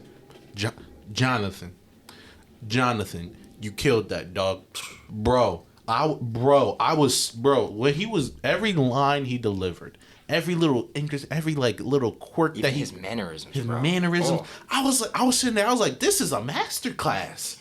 I was like, any actors who want to act, you better watch this. Watch this. He took the simple thing, he characterized it, and he put everything into that. Even when he was just like, when he just stopped talking, Yeah. you could just still see the intense acting. Bro, that he did. what was it? When Loki and Sylvie were fighting, and I was watching him in the background. Yep. I was like, he's that dude. Yeah. Because he's still acting even though the intention's not on him. Yeah. Which was great. Bro, I was like, this dude. He was like, this dude. Oh my God. Bro, Loki, WandaVision, Disney, you did a phenomenal job. Yeah. Falcon and Winter Soldier, it's not that it's bad. I've got my gripes with it. Listen, but It's not as good to me as WandaVision and Loki. I got a problem with Loki though. I do. What's that? I got a problem. Nigga, it's weird as hell that they had a whole romance. That's him. That's him. the romance with him and him. I mean, who else is Loki gonna fall in love with? Himself. Somebody, Owen. I would prefer. He's a fucking narcissist. Nigga, I would prefer he fell in love with Owen Wilson than he's himself. a fucking narcissist. Bro. It made sense to me. No. Expect you know why? Listen, he might be a narcissist, but you know why? I was like no with that, because this was the question that Owen Wilson asked him. He was like, "Do you truly believe that you belong to be like you deserve to be alone?"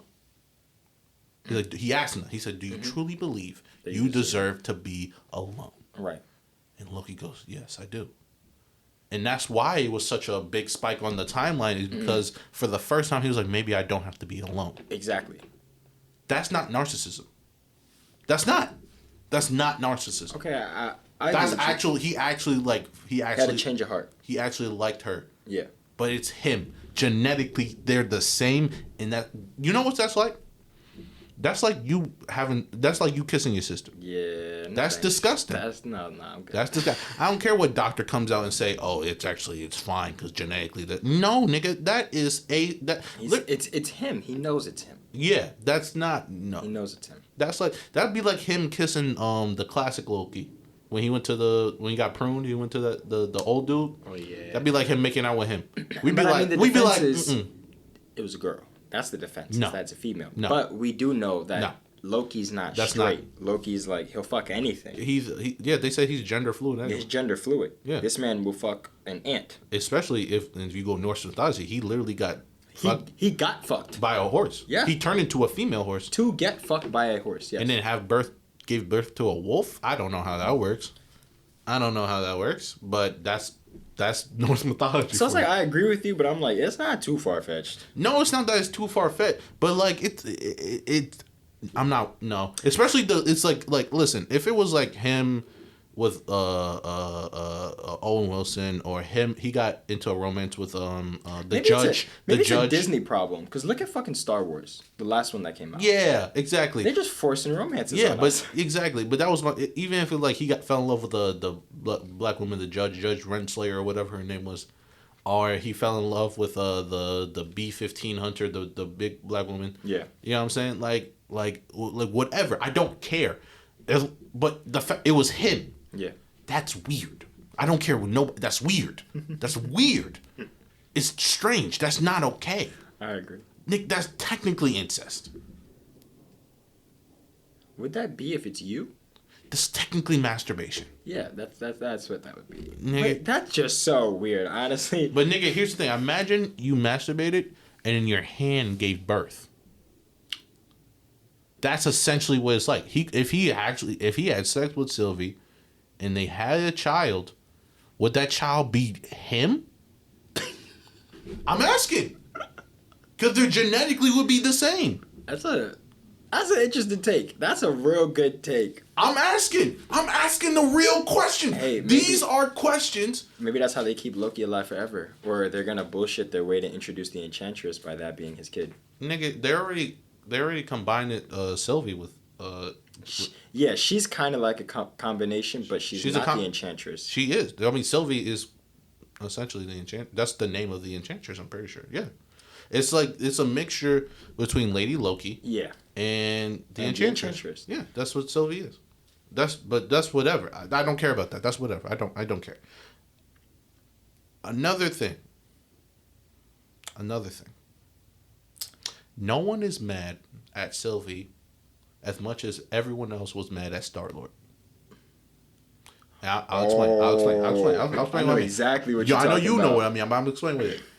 In Infinity War, when Star-Lord punches Thanos, when he punches Thanos, and everyone got pissed, they're like, we could have ended it. It's right there. How could you get emotional at the last minute? Yeah. Sylvie just plunged us into a multi-universal Madness. War. Yep, 100%. And she knew about it too. That's the difference. And she knew. Yep. And she was warned. And she said, I don't give a fuck. She said, I've waited my whole life for this. This is meant to... And she stabbed him. And funny as hell, he goes, I'll see you in a second. That was like, Yep. Like, this nigga cold. But because he was just like, yeah, I don't even know. It was so, especially the way he delivered line, especially there was one line that he's delivered. He was like, listen, he was like, if you kill me, and there's another multiverse of war, and you'll see all my variants, all this stuff, and he said, all that means is I'll be right back where I was, and all my life work, I'll be right back here. I was like, damn, that's... He was like, this shit literally means nothing to me. I want you to understand, whether I'm alive or dead, I'll be back. Yeah, like that's crazy. And not only that, but in multiple variants. And you know what he said? Yeah. He said, I'm not even the worst one. He said, I'm not even the worst one. That's what I'm excited for. I'm like, we're getting a real Kang the motherfucking Conqueror. Here's my thing. Do you think Kang the Conqueror will be played? I don't think Kang the Conqueror will have that kind of like a little playfulness. I don't think he'll do that. No, because it's a variant of him. Yeah, I think that don't mean... No, I know, but I think it's gonna be like so drastically different. I'm very interested, and especially how good of an actor he is. I'm very interested in how he'll play it. Like a better Ronan the Accuser. Ronan, like a much better version of him. I don't want to be disrespectful to King the Conqueror like that. Here's what I mean, right? I know exactly what you mean. Because Kang is more serious. Right. Kind of like Ronan is serious. Right. That's what I mean. Yeah, but like Thanos was serious too. Thanos was a different kind. Thanos was an empathetic, narcissistic dictator's type of serious. Right, but because he was both empathetic but 100% a dictator. Yeah, he's like because he didn't want to kill the bad to leave the good. He was like, no, the fairest way is at random, 50% of the population gone. He said, "I am sorry, little one," and they throw her off a cliff. That was wild. I was just like, damn, this nigga really believe in what he doing. That was wild. But yeah, so I mean, overall, I really liked this show. Except the third episode. The third episode was weak. Which one was that? Oh yeah, the filler one. Yeah. I think there was like 2 episodes that were kind of like filler that we could have done without. That one was like whatever, and I was like, all right. Same thing could be said about Falcon and Winter Soldier, to be honest. I mean, I felt like all of them was low key filler for Falcon and Winter Soldier, but that's besides the point. Honestly, if I'm being real, that show was a filler, so we could get Loki. That's a fact. But if I'm being real about my whole opinion, even about Falcon and Winter Soldier, I never wanted him to be Cap. Not that, and don't misunderstand me. Not that I wanted Winter Soldier to be Cap. Not that either. Anybody needs to be Cap. That's exactly my point. Yeah. I think it's fine if we didn't have a Captain. Another Captain America. Exactly. I think it's fine if he stayed Falcon. Yeah. I don't understand why that would be a problem. I agree with. I think we could have still kept Isaiah Bradley, sorry. Yeah. And Falcon still learns from him. Yeah. He hears what he has to say. Yeah. And still just be the Falcon. Yeah. For me, it was like I don't need Black Captain America. I kind of don't. Because here's my mentality. It's so weird that we're only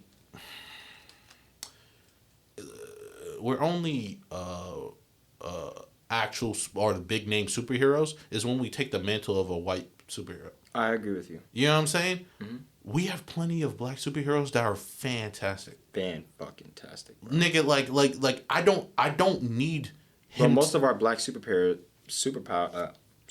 people, their main power is electricity or running. Or like super endurance. What the fuck is that? Either super strength, super endurance, or electricity. Yeah, well, we just gotta get more creative. That's really it. It's just like, okay, there's other powers out there.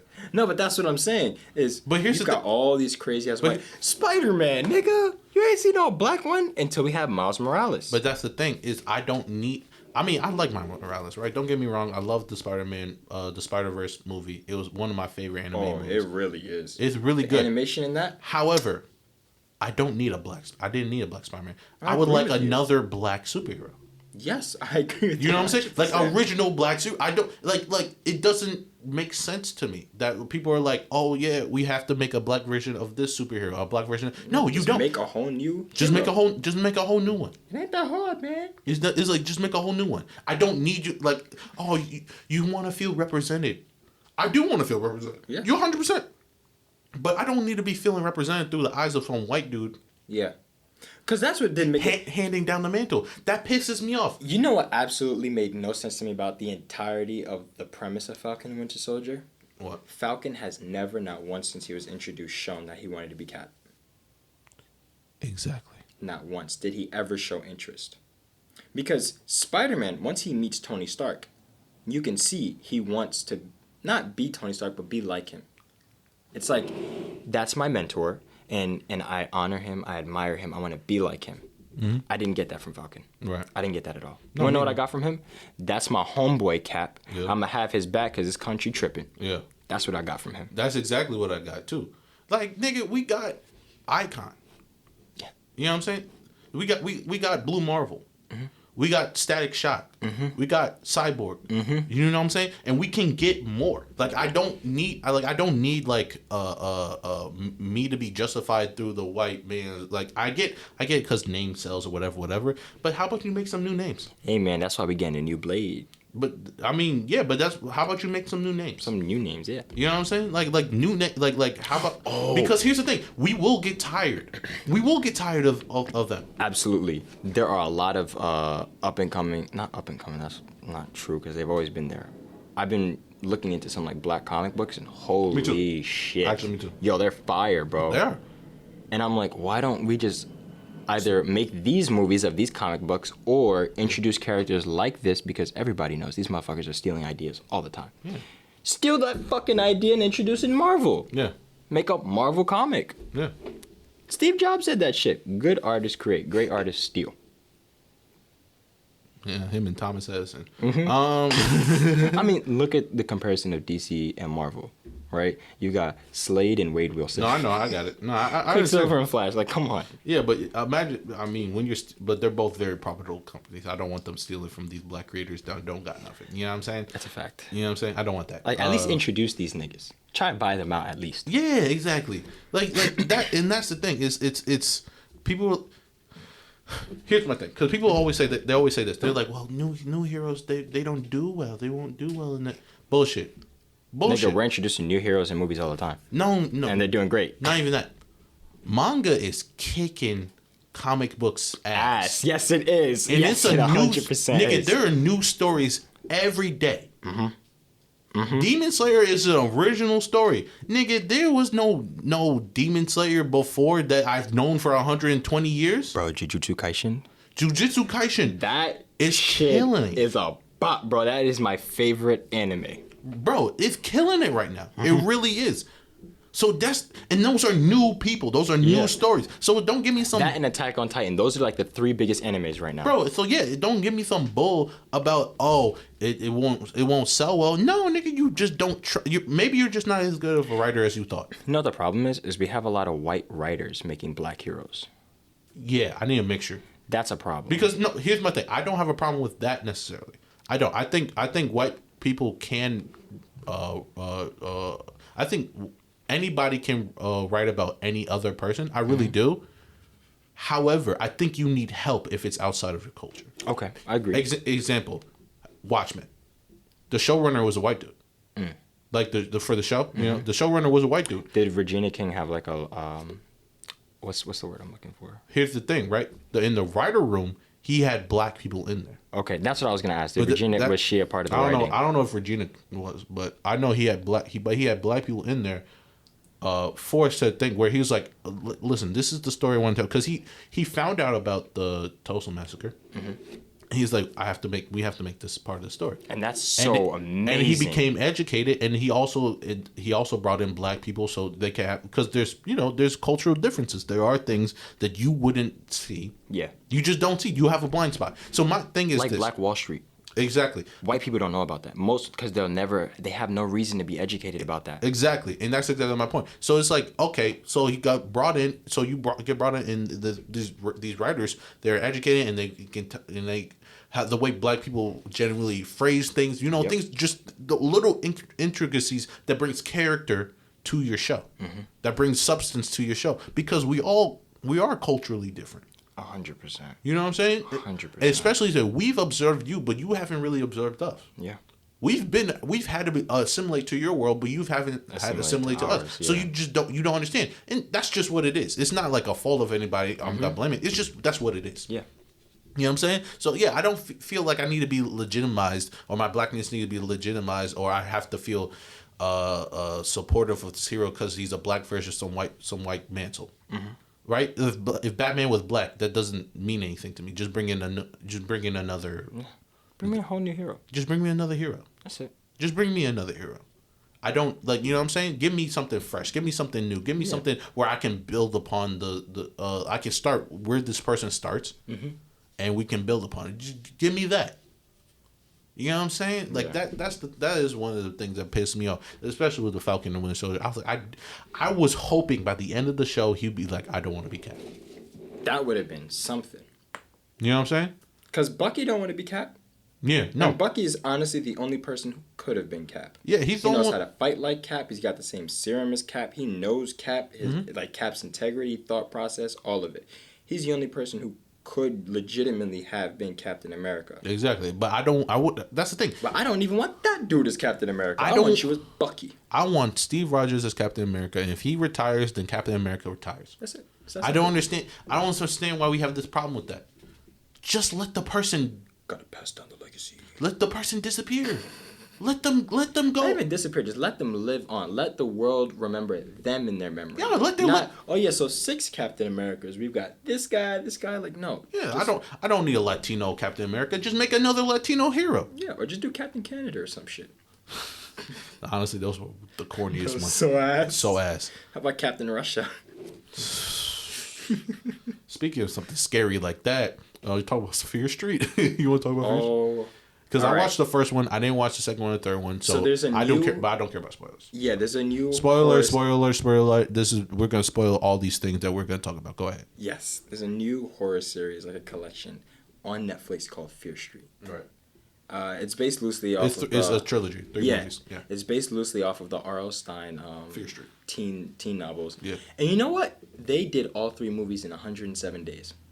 That's pretty impressive. That is fucking impressive.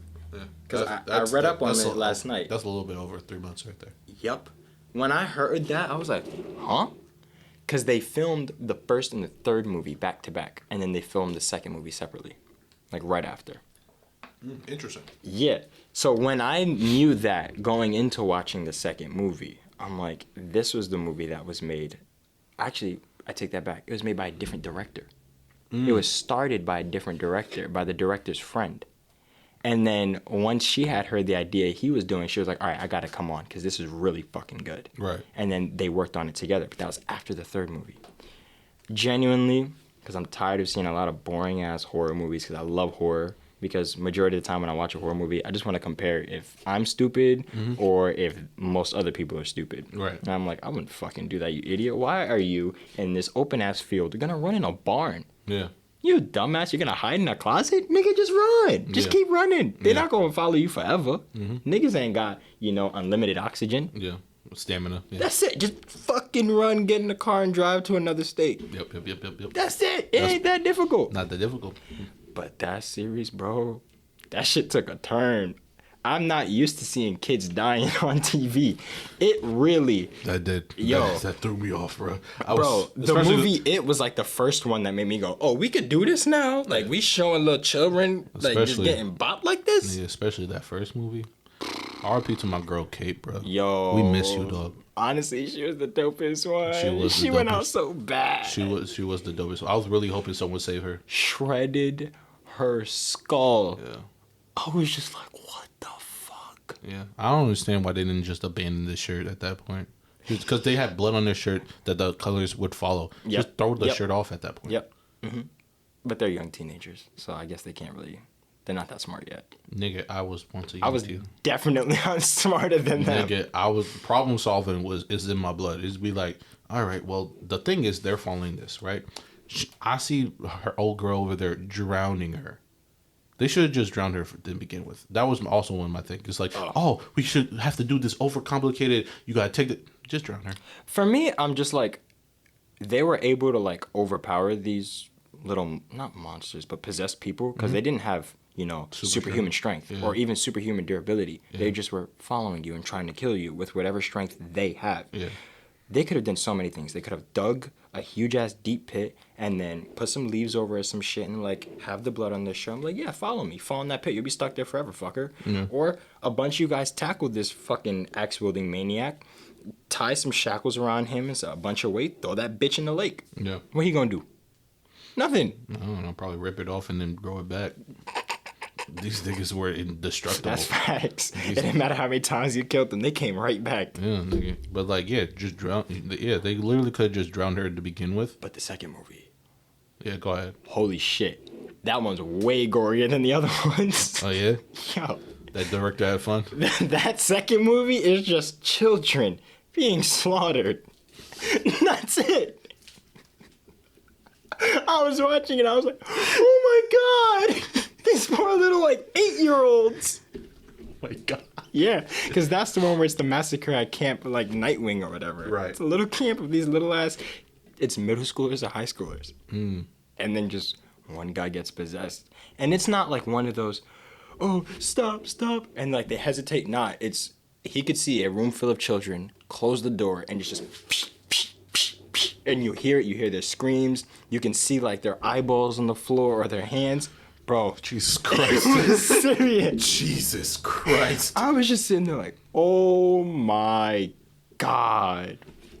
But the movies are kind of funny too. That's what I liked about it. Right. 'Cause I'm tired of horror movies always trying to be like super serious and trying to scare you because it doesn't really fucking work. Right. The reason why I worked for like Insidious and Conjuring because that was just a new concept. Because during that time when those movies came out, we had a lot of slasher films. Right. We had a shit ton of slasher films that were coming out. They were doing the Friday the 13th remake in like the mid 2000s. They were doing the Freddy Krueger remake. Then they started doing the 3D horror movie films with the slashers because they're like, oh, 3D's out, slasher films all day. Yeah. No, motherfucker, that was a missed opportunity, and that's where Conjuring came in with James Wan. Right. Did you know he also did Saw? Yes. That man's a fucking genius when it comes to horror films. Yes. But then when this shit came out, I was like, this is refreshing because after The Conjuring came out, it was just nothing but these possessed films. Right. Nothing but them. And the only one that really did good was The Exorcist. Right. Because that shit was fucked up. You cannot have a girl on screen today grab a fucking crucifix and put that shit in her pussy. You can't. You can't. That's exactly what that little girl does in The Exorcist, bro. And she's screaming and cursing and throwing up and talking about how she's a whore, her mother's a whore, and all this. As a little girl who's saying this shit. I don't like that. You can't do that today I don't. Listen. at all. And Fear Street broke the fucking borders of what I thought you could do to children on screen. Listen, yo, I don't like horror movie. To let y'all in on me. It's not my thing, not my jam. This nigga said of crucifix in the pussy. That's a hell no for me. That's a hell no for me. I've never watched The Exorcist, mind you. That is genuinely the only horror movie for whatever reason. My spirit can't. I'm good, y'all. I've watched just about any other. I don't watch horror movies, and so like honestly, Fear Street was just fun. It is. I don't know about the second and third one. Yo, you gotta watch that second one, bro. It's not scary. It's just like, Jesus holy shit. Christ. Yeah. We'll see. The third one made so much sense. I understand why they did it in a trilogy, and I think people who are going the route of like Netflix and Hulu or just releasing it on the streaming platforms should learn from that. Don't do big ass movies, please, because you're trying to fit in all these fucking ideas that no one's gonna get. Just do what X-Men does. Do what fucking Marvel does. Release trilogies. Make shit so much easier. Yeah, I mean, you can make a cohesive movie that way. not everyone has the ability to do that. Sometimes, You're right. you know. I want to know what gives people, because we're seeing a whole lot of movies on Netflix now. Yeah. How are they getting the access? Like, how are these directors getting the access to do these films that they want? Because if you go with you would have to pitch it, and then Netflix will give you money. That's what's fire, is because if you try to do some shit like that with WB, I don't think we would ever get a movie like Fear Street being produced by WB. No. Hell no. No, I don't think so. And that's what's like so fucking great. And that's why the Batman movies did so well, because Nolan was allowed to do whatever the fuck he wanted. Yeah, but there has to be a balance. I agree. There has to be a balance. When a director gets too much of what they want, then you have something like Tenet. Tenet was confusing. It was convoluted. It didn't make any sense. I gotta watch that movie again, honestly, because like, I watched it the first time and I was like, I gotta see this again to understand. Yeah, like, but no, it was just, it's so convoluted and it was so heady and it was so much explanation just because he wanted to, explain a very complicated. Even the explanation, it's like you're trying to explain time travel and time reversal, nigga. It's not gonna go out very well. But that's the thing. He did a better job in Interstellar. He did. Yes, or with a confusing plot. He did better with Inception. You know what I'm saying? Yeah. So like, but there has to be a balance, because when you let a director just do whatever, then nigga, sometimes the director is so up their own ass they don't know. What's good. They don't they just, sometimes they're so up their own ass they just don't know what the audience needs to understand. Oh, and for everybody who doesn't know, Reese is not talking out of his ass. I 100% am. I don't know shit about film, but he does. I don't know everything though. Obviously, I don't have as much experience as Christopher Nolan, right? Obviously, so but like if I had half the talent that he has, then I would be very good. You know what I'm saying? So I'm not saying that he's a bad thing. He's a bad director. Oh hell no, I would never say that. It's just that sometimes you get in your own way. That's it. Like, I don't like all of Tarantino's movies. However, I still think he's a fucking genius. Fantastic. Like, I didn't really like Once Upon a Time in Hollywood, but I understand after hearing him talk about what he wanted to do in that film. I'm like, I get it. I won't watch it again. But that ending scene, holy shit. I'm not gonna lie, it's kind of worth it. Sitting there watching it, I'm like, what the fuck am I watching? And then it gets there to the end, where Brad Pitt is high on acid and he's just fucking murdering these intruders, and his dog is ripping them apart, and he fucking smashes their head in and rips their fingers. Yeah, no, that was worth it. That took me. I did not fucking expect that. I could have bet my entire life savings and my soul on what I thought the ending would have been. Wouldn't have been that. Jesus Christ, his soul. That's crazy. So I guess overall feeling about Fear Street. Fear Street, I give it an 8. Yeah. It's very hard for any movie to get a 10, especially horror movie. Yeah, I get that. But Fear Street, I had such a great time. It was enjoyable. It made me laugh a lot. Surprisingly, it made me laugh. I'm glad to hear that. It didn't shy away from anything. It didn't shy away from shit. It didn't shy away from, like, calling the little girls dykes because they liked each other. They didn't shy away from nothing. Oh, yeah. And I like that. Yeah. And they were calling these two little lesbians witches because they were lesbian. Which I'm like, yeah, that is exactly what happened in Salem. Show that shit. Show that these bitches were being hunted. Yeah. And there wasn't much people were going to do about it. Yeah. Except be a part of the crowd. Yeah. Because mob mentality is fun. Bro, watching the third film, because the third film was like they're going back in time so you can understand who's the real villain. Yeah. Because it's not the witch. Because she's not even a witch. Yeah, she was just a lesbian. She was just a lesbian who got killed. She was just a lesbian. Lesbians aren't witches unless they subscribe to witchcraft. That's it. She was willing to, though. And I understood it. I'm not going to lie. I really did understand it. And I felt for, like, women back in that time because it really made me think I would do the same shit. And this is what I mean. Okay. Because the main character and her girlfriend, they're saying, oh, like, you know, they're going to kill us for this. Like, we got to stop. And she said, well, they're trying to use that excuse to just get us anyway. And she said, and if people are going to think I'm a witch, then I will be a witch. I am going to sell my soul. Because if I'm going to get killed, I'm making sure I'm taking them down with me.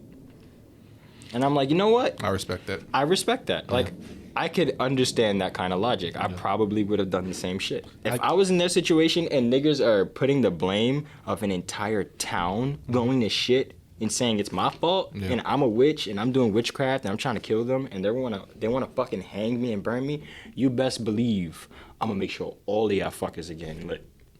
That's a fact.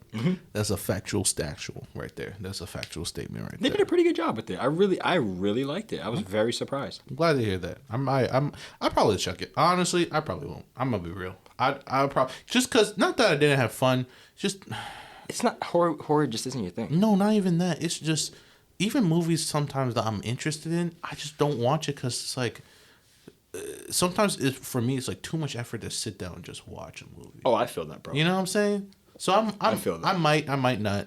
I don't know. Now I get to talk about Black Widow. Tell me, I haven't seen it. Spoilers. Wait, man. Are you gonna watch it? I know you don't care about spoilers, but are you I don't gonna even watch sure it? about spoilers. But I have no idea if I'll ever watch Black Widow, bro. That's fair. I will say this. I'll say spoiler alert just in case I spoil it. So spoiler alert for Black Widow. Before you even go, what do you rate it out of 10?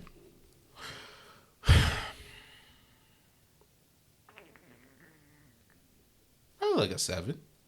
Okay, as long as it's not worse than Ant-Man and the Wasp. No, not at all. That's all not I care at all. about. No, That's all I care about. no. It's definitely not worse than Ant-Man and the Wasp. Okay, Definitely. So tell me how you feel about this It's film. not. It is quite literally. It's not worse than Ant-Man and the Wasp. It's not worse than Captain Marvel. It's not worse. Oh God. You know what I'm saying? Like it is not. It is not worse than like any of the worst Marvel movies. Not at all. Okay. It's just like a mid movie. It's like I would say it's probably if I'm not gonna sit here and talk about every like 24 Marvel movies and rate them, but like if I had to, I'll probably say it's probably right in the middle. Okay. You know what I'm saying? Better than Thor? The first two. Third one was pretty lit. I liked it. I mean, definitely better than Dark World.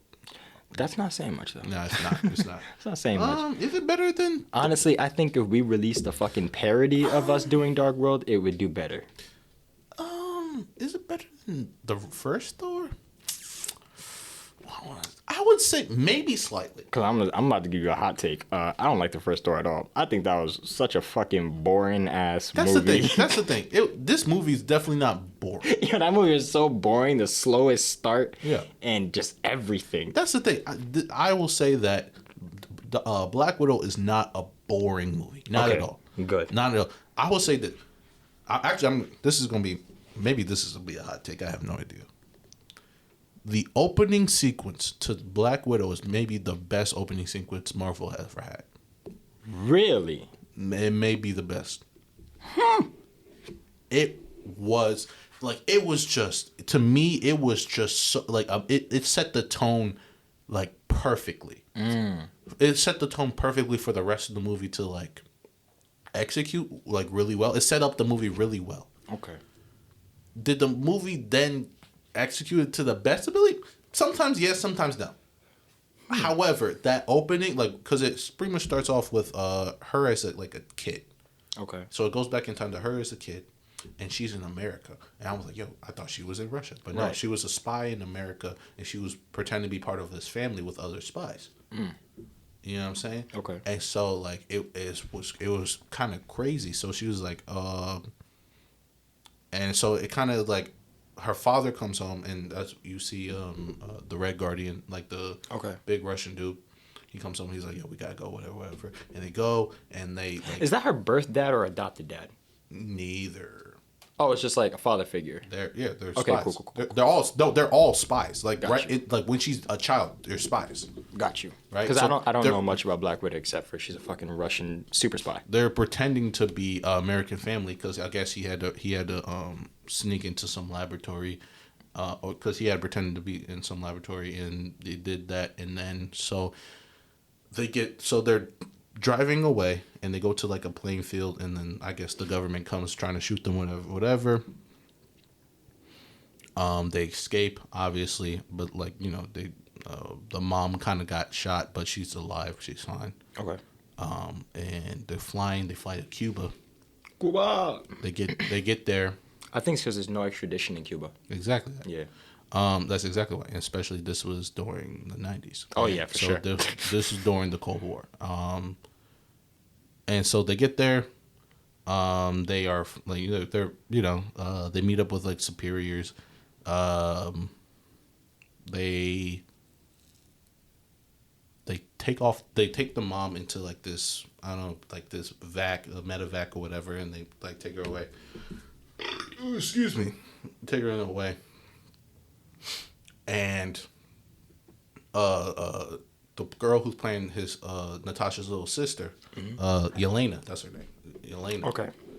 I've seen her in some stuff. She's decent. Yeah, I mean, yeah, but this is the little girl version. Okay. So it's not the got you. Yeah, so this is a little girl version, and she starts like crying or whatever, and she's like, I don't want to, whatever, and a soldier tries to grab her, and Natasha pulls out the soldier's gun, points at him. He's like, "You stay away from her. You stay away from her. Back up, back up, back up." Right? and like and she starts speaking Russian, all that crap. I don't know. And then David Arbor or the Red Guardian, he comes up, he calms her down. He's like, hey, and when he calms her down, they like tranquilize the girls, right? And they take her, and essentially that was them being indoctrinated into like the Red Room. Really? And then the opening sequence is like this remixed version of feels like Teen Spirit by Nirvana. Okay. But it's like a different one, and like the visuals in it is like it's like setting everything up. It looks like, essentially it was like it was low key like a metaphor for sex slaves, like slave sex trafficking. Wow. Yeah, because you see them and like there's like a group of girls in like this like one of those containers like on the field, like one of those shipping containers. Yeah. You know what I'm saying? And like it opens up and these girls are screaming and there's like just guns everywhere or whatever, and they get pushed and whatever, and it's crazy, and then it just jumps forward and then like it's like Natasha on the run. Yeah, so it's like Natasha. So like the opening sequence was just crazy. Oh shit! I might actually watch the movie. It was actually, that's the thing. This movie was very, very entertaining. Right? That's my thing. Is I don't give a shit if a movie's bad. I just want to be entertained. No, that's it was very, very entertaining. Okay, good. So but this movie was just to set up her sister. It really was. It really. I mean, because she's dead. We know that. Exactly, but it was to set up her sister. It was to set up Yelena, but here's the thing, Florence Pugh, the person who plays Yelena, amazing in this. She did. So much character. She was my favorite character. Her and David Arbor. I think that what was that movie? He Hellboy. He just should have never did Hellboy. Yeah, he was good for it, but the director the director did was that bad. shit. Yeah, but no, But that's the thing. It was like Florence Pugh and David Arbor were in this movie, and they low key carried it. They especially Really? Florence. She had so much character. It's just everything she said, everything she did. She was just like kind of like Jonathan Majors. Mm-hmm. She like that. It was like she was like every little. It was just little. It was so detailed to me. You know what I'm saying? She was just like there was this one scene where they were in like this car, and she was like, "This is the first thing," because essentially the whole plot of the movie is that the Black Widows, the new Black Widows, are under like mind control, and so someone develops like this mist that can like just like get rid of that, and so Florence Pugh was under mind control, like Yelena was under mind control, and then someone exposed her to it, and then she was like, oh my god, right? And so she's like going around trying to save her sisters or whatever. And so they're in a car, and she's like, this vest is the first thing I've ever bought for myself, like with like my own freedom. And she was like, oh yeah, she was like, oh, that vest? She was like, yeah, it got so many, she's like, got so many pockets and all that. She's like, you wouldn't, I customized it so it has more pockets you wouldn't even believe. And she was like, yeah, she was like, and then Natasha was like, I like your jacket. She's like, I knew you would like my jacket. Oh, it's so cool, isn't it? Like she has like such like a little bit of like a naivety of like a little sister. Mm-hmm. It's like so good. It's like so good, and she just has the character. And then David Arbor is like they didn't give his character a lot to do, but he did amazing with what they had. Really? Like I think they kind of short-sighted. I think they chump changed him a little bit. Like they gave him the short end of the stick. But like what he did with it, A1. Like because like they played him up to be a joke for most of it. Okay. They played him up to be a joke, even though he's supposed to be the Russian Captain America. Russian Captain America, yeah. You know what I'm saying? He's supposed to be the Russian Captain America, but they played him up as a joke. And I'm like, nah, y'all, like you should have gave him at least like a few cool things to do. Even if he's the jokey, he's like the relief, because Natasha's definitely not gonna be. Hell no. You know what I'm saying? Even if he's like the comical relief, you should have gave him a few cool things to do. But like they just kind of just made him like, you know, the stupid father or whatever. Kind of like the Homer Simpson. Does he die? No. Oh, okay. No, he doesn't die. I was hoping for somebody else to die. No, I didn't want him to die because he had so much personality. I was hoping we see him again. Really? Yeah. Okay, hopefully we do see him again then. Yeah, me too. I really hope. But here comes the thing that literally everybody has a problem with. Everybody. Taskmaster is not one villain you can easily fuck up. Taskmaster just mimics you. Like, it doesn't get more difficult than that. Here's the thing. He's smart. Taskmaster in the comics is one of the coldest dudes, not because he can just mimic you, but how strategically he goes about taking you out. I agree. Unless you're Deadpool. In this movie, they make Taskmaster. I don't know if you know, but in this movie, they make Taskmaster. So, when Natasha wanted to leave the Red Room, Okay. the first time, right before when she was joining Shield, Right. she attempted to kill the director of the Red Room. Okay. And in killing the director of Red Room, she blew up a building that had his daughter in it. Okay. Right? The big twist, and I don't give a fuck about spoiling it because the twist is fucking stupid. The big twist is that Taskmaster is the director's daughter. So, wait. So, It's not the Taskmaster we know. No. It's not it's not some mercenary. No, it's the director's daughter who doesn't speak. They literally, remember Deadpool from X-Men Origins? That's what they did. you know what I'm hoping they did? I'm hoping they're fucking doing an Iron Man 3. That's what I hope they're doing to No, us. because the Taskmaster. Because I wanted her to die, so we would have a real Taskmaster. But nope, she survives at the end. But the fake Mandarin didn't die in Iron Man 3. Yeah, but he wasn't the real Mandarin because he was. But he was a fake Mandarin. Is this bitch the real Taskmaster? We can't make her a copycat? I mean, technically, Taskmaster is already a copycat, but I hope the real Taskmaster kills her in another film. So, as like an end credit scene. that would be fantastic. That would have been great as an end credit scene. That if would- like Taskmaster pulls up with his mask and said, "Who told you could wear that mask?" Boom. That would be fantastic. That'd I be would love that actually because this Taskmaster is dumb. It's dumb. That's one of the dumbest twists.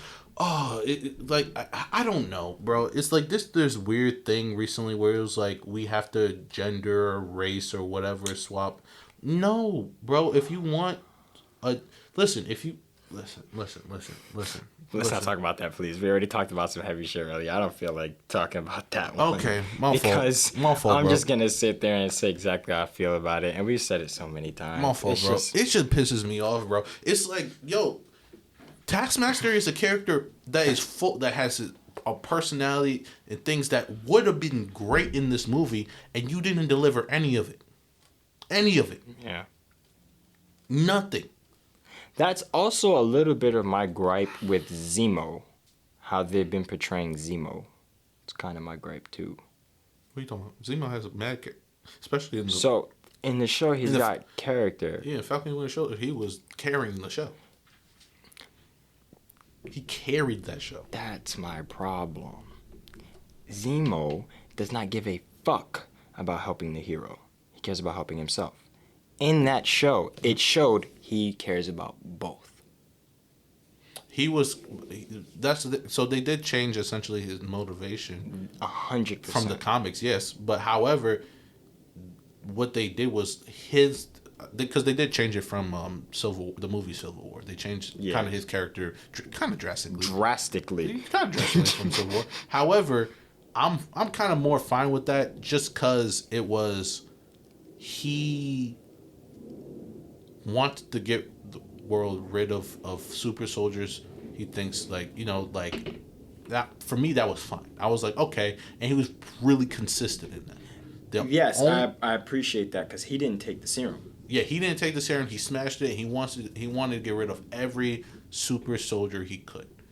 My only problem was and I thought it was a good scene, but my only problem was when he was like, "I'm not gonna kill you, Bucky." That was my only problem. Because then he's inconsistent, and that bothers me. And that's not Baron Zemo. And that's not Baron Zemo. Baron Zemo is a fucking highly intelligent killer. Yeah. This nigga he might as well be the master chess player of the board games of the Marvel Cinematic Universe, with the exception of like Doctor Doom. Yeah, but however, he was still that because even from prison he killed those super soldiers. Yeah.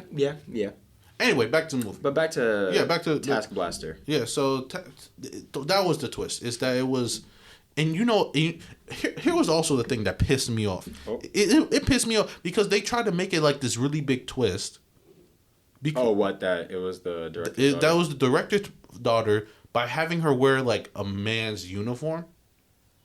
And when she took the helmet off, she just looked stupid. It just looked dumb. It didn't look good. It wasn't like a, whoa.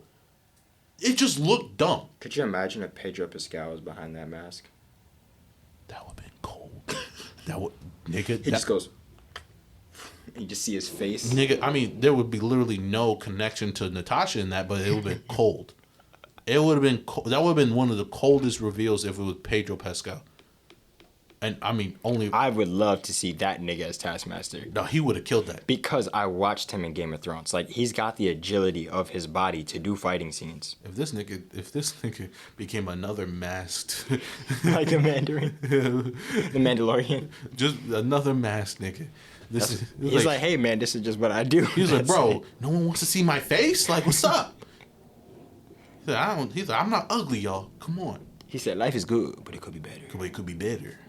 But yeah, no, it was such a dumb reveal. Like when they legitimately, I was in the theater because I went to see it by myself. Legitimately, when she took off the mask and I saw it, I said, "Nigga, what the?" Everyone started laughing. I was like, "Yo, bro, this is dumb," because everyone knew it was dumb. That was so stupid. It was such a dumb reveal that was like, "Oh, his daughter." Man, shut up. I'm gonna go watch that movie on Tuesday now. You should. But that's the thing. It is entertaining. My only other thing was that she had a friend, some black dude. For some reason, there was some weird sexual chemistry between them. Like a love interest? No, it wasn't. He was just a friend, but it was some weird like sexual tension with him. Friends with benefits or some shit? I don't know. He was just a nigga. Listen to the words. He was just a friend, and he would hook her up with because he was like a arms deal kind of. Okay. And so he would hook her up with like guns, equipment. He hooked her up with like a Quinjet, a helicopter, things like that. God damn. No, this nigga. I guess he's good at his job. Anyway, and he helped her with like finding like a new ID and all that shit when she was on the run. Because this is right after Civil War. Got you. Okay. Right. So but he was just there to do that, and that was it. He didn't there was nothing else for him to do. Like he was just there to give her things and move the story along. But this is the first time we've ever seen this dude. That was kind of my problem. Was like if this nigga is so important and he's such a friend of her, but we've never seen him before. You know what I'm saying? Like never. Like, that's weird. It's a little bit weird. But whatever. It was the minor part of it. And like I said, Florence Pugh, David Harbour carried the movie. The mom was fine. She was fine. She did her job. Obviously, ScarJo, she does her thing. She there was not bad acting in this, right? There was never bad acting in this. And the story, but in low-key, there's always action. Good. Always. That's all I care about. Low-key, there was always action. So there was never a time. There was literally, there was barely ever a time where it was just like you sat down. Like you weren't bored. I wasn't. Legitimately, I was very entertained. From start to finish. And then at the end credit scene, is Yelena with, you remember, because she was supposed to be debuted in the end credits of Black Widow. Okay. But you remember in Falcon and Winter Soldier, the Valentina, the one who walks up to a U.S. agent. Let me look her up. The one who she was from Seinfeld. The one who. Nigga, I don't know. Yeah, she has a very iconic face, but all right. But she was the one. She I'm about to look her up. Yeah. Oh, this girl. Yeah, I know you're talking about.